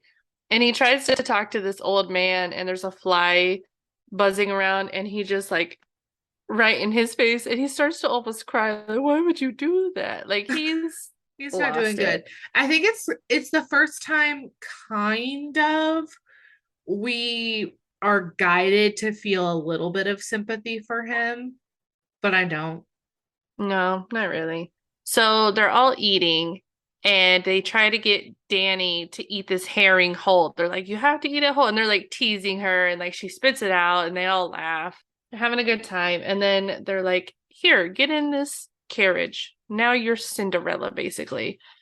So she lights the torches on the carriage. She gets in. These girls are like pulling her away and running next to it. All the meanwhile, they're laying a flower path for Christian to follow into the sex dungeon. That's what I like to call it. Literally. But his eyes are scary. Yeah, he's Like, gone. so this whole time they're celebrating her. You know, she asked, you know, can Christian come? And they're like, nah. You know, they're doing this ritual where they put like meat and grains and eggs into a hole as like an offering, I'm guessing. Yeah, I think Wow. it's like their ritual for like a bountiful next 90 years. Yeah. So while they're doing that, Christian is being like prepared or prepped for this. You know, they put a robe on him or something, He's walks pushed in. into a room that you just see Maya naked laying down on like a flower bed, and a ton of Hargan women are like standing next to each other, like arms around each other, like swaying and like chanting. They're Mhm. all butt ass naked. Christian's tripping Butt ass balls. naked as well. Christian is also butt ass naked. Yeah. And I appreciate that. Like, Yeah. honestly, for like an equality thing, more male nudity in movies. hmm So Christian and Maya start to have sex on this like flower bed around all these women. And Maya like reaches out for a woman and she comes down to like comfort her and starts singing. And it scares the shit out of Christian because this lady just came out of nowhere. But they all start like breathing together, making noises together, doing the whole thing. And basically are like, once they're at it for a while, tell him to finish. And this lady comes up and starts shoving his butt to like make sure he doesn't pull out, I guess. And so Maya, when he finishes, is like curls her legs up and it's like, I can feel it, I can feel it, I can feel the baby. And then he gets up and he's like, oh shit, and he runs out of the place. Meanwhile, Danny is coming back. She hears all of this commotion happening and is like, what is that? And someone says, that's not for you. You don't want to go in there. And she's like, okay, but I do. I make my own decisions. She looks through like Fuck the around and find keyhole. out. Yeah. Careful what you ask for.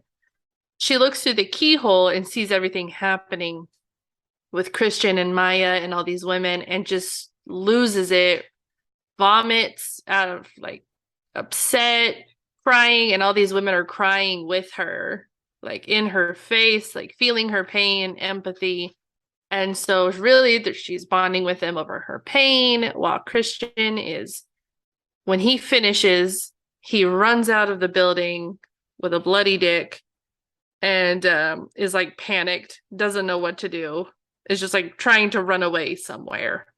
Yeah, I don't know if it's, and I mean this sincerely, like post nut clarity, like did his mind kind of come back? Like, because he goes into panic, like he doesn't seem Yeah. as tripped out. He knows he's naked. He is running around. He sees people. He's like trying to cover himself. He runs into like a chicken coop and Ugh. he sees.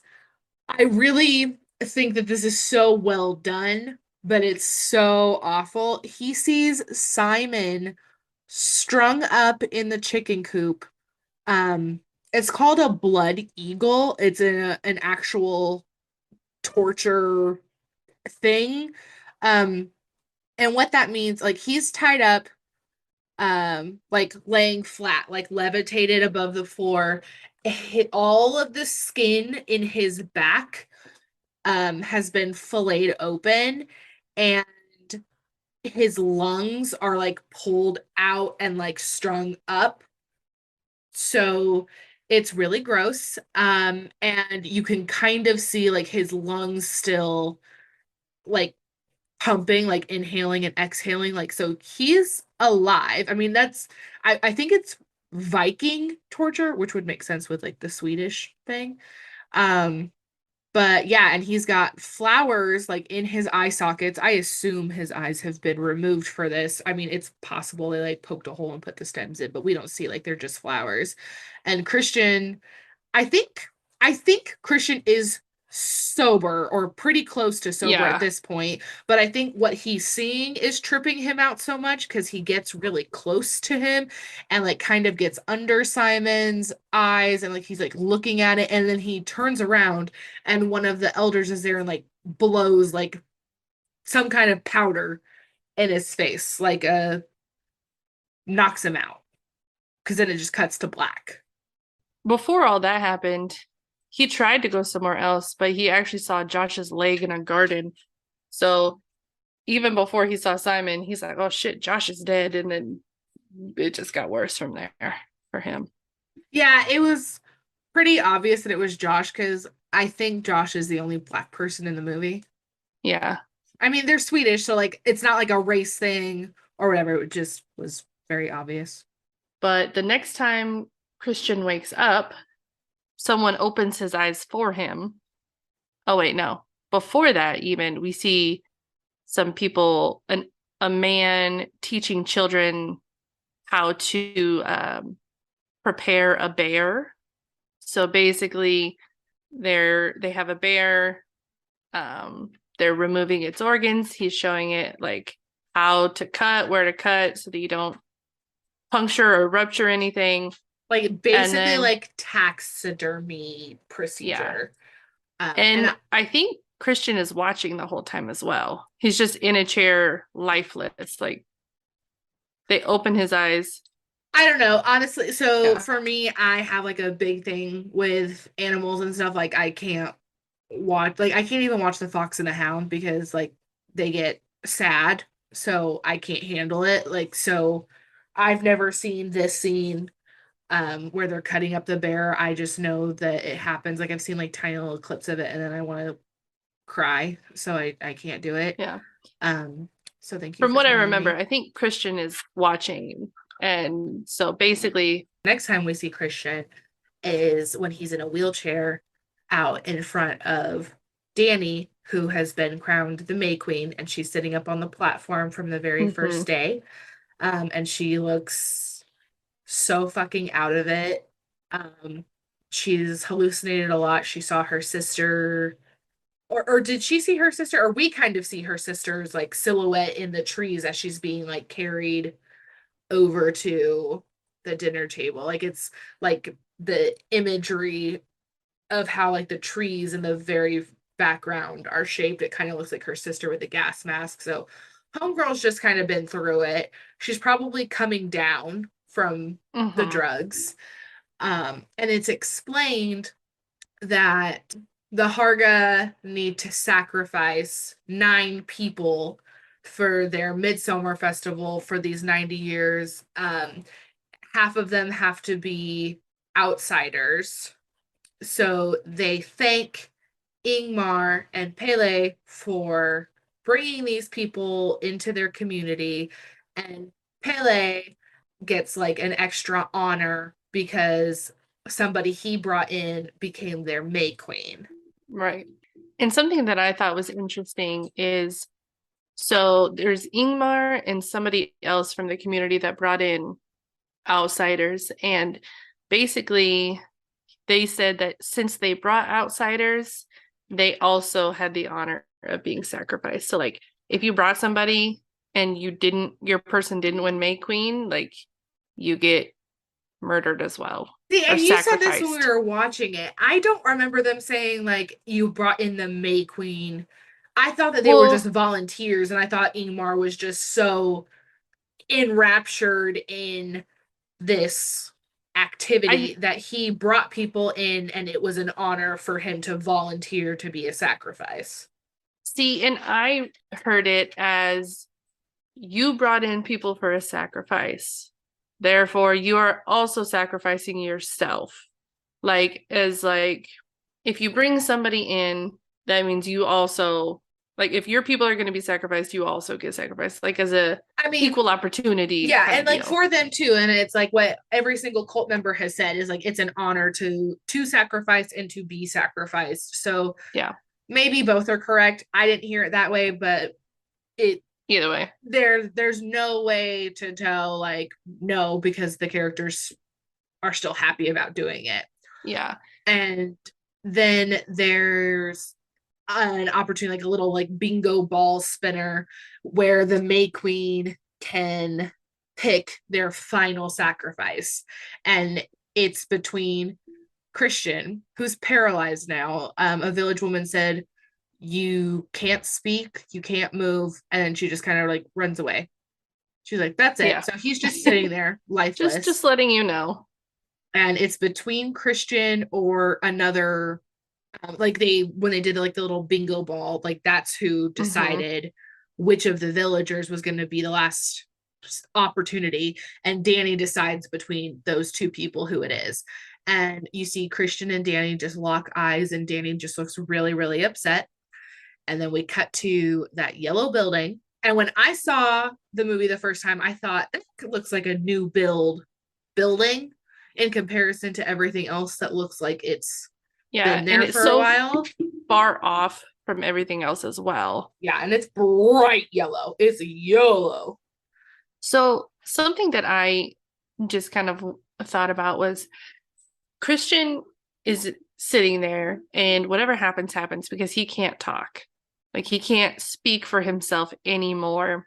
And part of me is kind of glad about that, because he sucks. His actions throughout this whole movie have spoken loud enough for him that really the decision comes down to Danny and what her final thoughts about Christian are. He's manipulated her with words this whole time, and finally he can't, and just kind of has to suffer the consequences of that. Yeah, so we see inside of the yellow building tons of bales of hay. A few bodies are being wheeled in on a wheelbarrow. We see Connie's body that's stuffed with hay. It's just kind of like a little meat suit. The same thing for Mark. They have somehow plastered like his face back on the thing, and he has like a little jester hat because he's the fool. And then there are like stick figure straw bodies that I believe are meant to be stand-ins for the two bodies from the Atastupa, because they're part of the sacrifice. One, I don't remember how many are there. 1, 2. Yeah, and Josh's body. Right. So Josh, Simon, Mark, Connie, Simon, the two from the Atastupa, and then Ingmar and the other guy. Ingmar and the other volunteer, and then Christian. Yeah, so that's 9. So that's 9. Christian, we see him being like brought in and placed down. He's inside of the bear suit, sewed up, like he's just sitting there. Like, I mean, it's nothing. Like, I think he's mentally all with it. He just cannot speak or move. Yeah. So which sucks. Really, I'd rather be knocked out.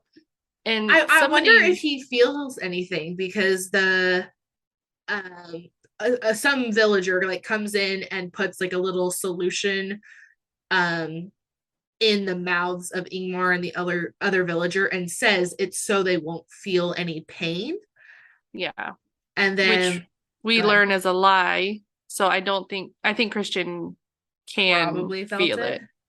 Yeah. I just don't know, because like, he's paralyzed. I don't know like what the nerve. Well, he can't react, because I think that this is so you won't feel anything was really more of like a way to calm them mentally, so that they don't chicken out at the last minute. I don't know, because what happens next is they set the building on fire, like from the inside with all of the hay and stuff.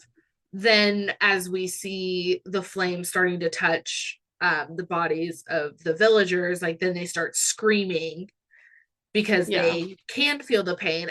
I guess I like to think that the villagers probably thought that that solution did numb them, but also this is a story about a village that sets its people on fire. So And how's lets one the to know? forces them to jump off cliffs at 73. Yeah, so I mean, it really could go either way. I have no idea. It's probably So more of a ritualistic thing than a feelings thing. yeah. And everybody on the outside is watching the building burn. As soon as the men start screaming, the village is acting out their versions of pain. They're screaming, they're grabbing their face, they're like moving their bodies, they're emoting, being Mm-hmm. in unison, feeling this pain.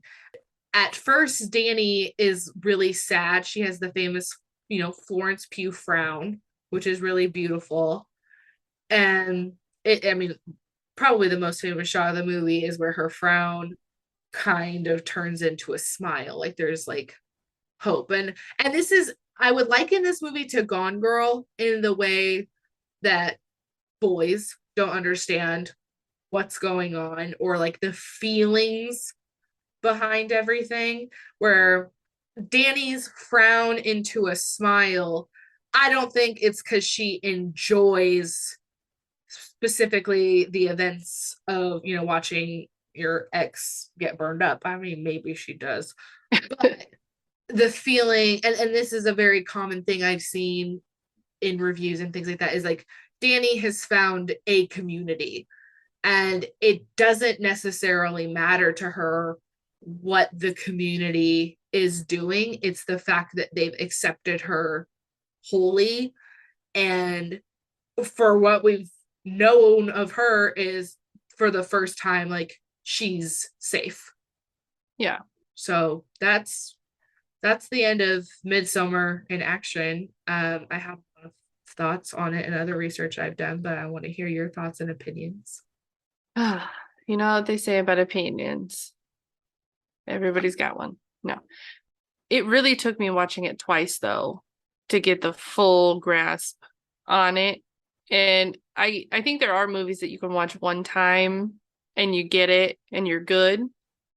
But this is one of those that you need the second time around to watch it and really understand the characters and what's happening and what's being set up throughout the whole movie.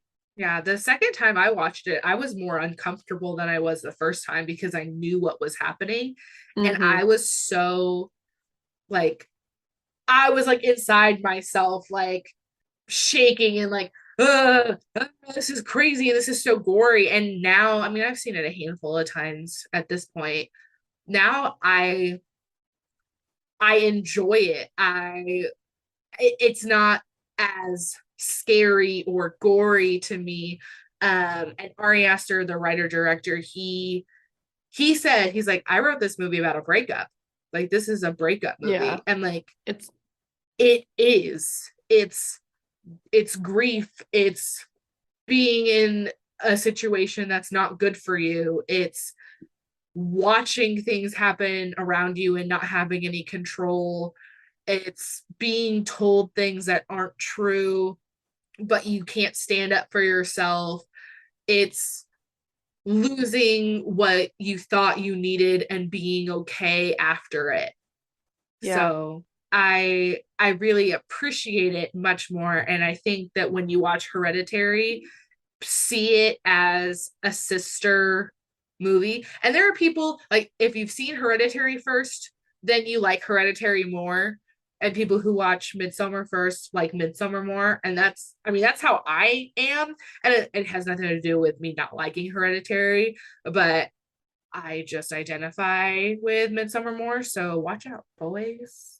I understand the whole, this is a breakup, this is about grief, but at the same time, the ending, they're saying, oh, it's kind of a happy ending, it's hope, but I don't see any of it. I don't see hope. I see manipulation and people taking advantage of Danny truly at her lowest point in her life, saying this woman has been through the worst of it and she needs support, so let's give her support. But at the same time, were going to manipulate her into believing this is healthy compared to what she was doing. Because, yeah, she was in a toxic relationship and she was, insecure and had attachment issues to Christian and everything like that. And all of those broke when she was in Harga. But then she just created new unhealthy attachments to everyone there and is leaning on them for support rather than learning, I'm okay by myself. Well, I'm and okay alone. I think both of those things are true at the same time. I think it's been mentioned in things that I've seen, and I agree with it. There is like, there's a lot of chemistry between Pele and Danny, and with what Pele said kind of about their natural life cycle and stuff like that. I don't know exactly how old he is. But he's in his summertime between 18 and 36. Possible because they did mention at one point toward the beginning, like, if if the community stays here, like, is there an issue with inbreeding? And that's when we're introduced to Ruben. And one of the elders says that they bring in outsiders. And I think that we're meant to assume that Pele and Danny get together because Right. they have that chemistry.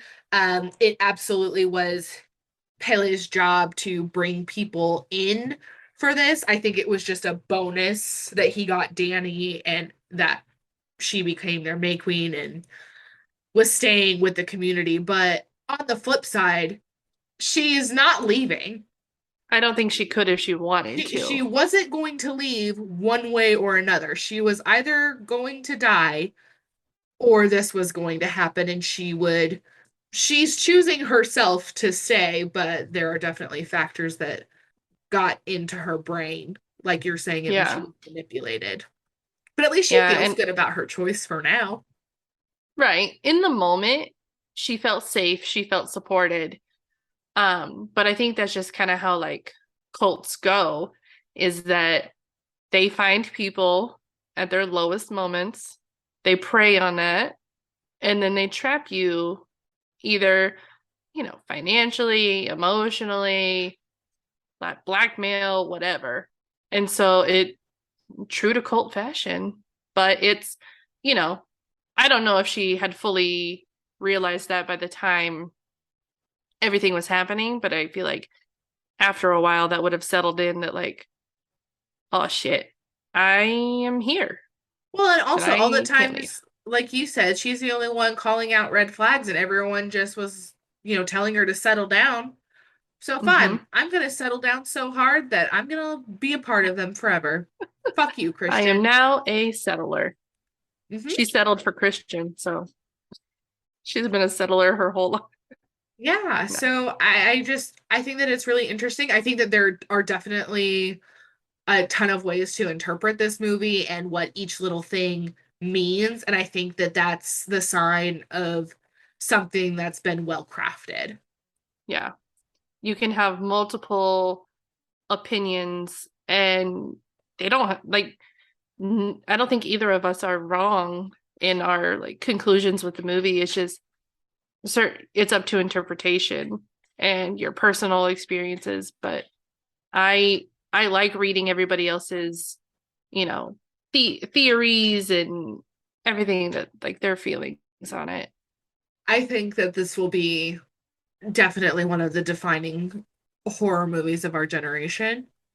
And I haven't seen Ari Aster's new movie, Beau is Afraid, with Joaquin Phoenix, but I'm interested in it.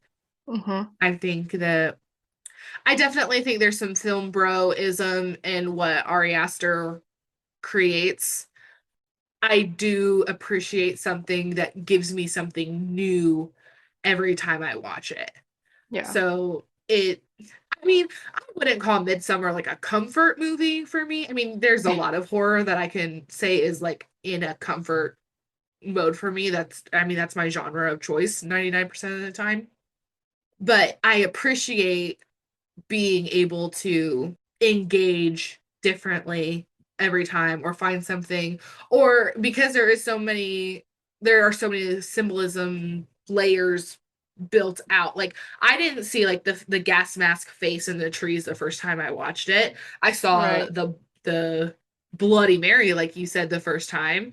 But there are things, and also when you become comfortable with it's like a movie, especially then you can watch different parts of the frame at any given moment. So like how you mentioned like some of the background stuff, like when Mark was peeing on the tree, like there's kind of always something to look for, and it just Mhm. makes it really interesting. So that's Midsummer. That is kind of how we're wrapping up. Really enjoyable, and I enjoyed watching it with you. We are, Katrina said, we are liars, which is true. We have some ideas of what we want to do for content for the next couple of months since we're getting into summer, and that's why we picked Midsummer, is because it's May. We wanted to have something like, maybe it just works for my ADHD brain to like have something to compare it to that makes something work. But I want to leave you with a quote for what I think we were going to end up doing for our next episode, which even if it doesn't happen the very next episode, if something changes, we will absolutely cover this movie. So I'm going to leave you with a quote from it. Okay, here is my lasting quote. Yo, Angela, why you so fucked up? That's it. I'm gonna have to ask her what it. Oh, now I get it. It really took me a second. Do you know? I do now. I really try. But happy midsummer, y'all. And we The will end of see May. you end of May, but it's still summer. It's But we will see you on the next one. Bye. Bye. Thank you guys for listening. We hope that you enjoyed our episode, and we look forward to hearing from you. Find us on Twitter or Instagram to request a movie or even just to discuss your thoughts at Booze and Boobs. Or send us an email, boozeandboobs@gmail.com. Yeah, and we're working on turning this into a thing. So if you can please follow us on Patreon, our account there is Booze and Boobs also. And what are some of the benefits to joining our Patreon? Oh, Katrina, I am so glad that you asked. As a patron, you will get early release episodes, bloopers, mini episodes where we showcase scenes from the movies that we're talking about, or just conversations that we're having that we had to cut from our recording. All that and more. And they're fun tiers. You can be an A cup, a C cup, or you can join the Triple D Plus group like us. We truly appreciate your support, and we look forward to growing our following to create more content for listeners like you. So we'll see you next time, or else. Yeah, let's end it with a threat.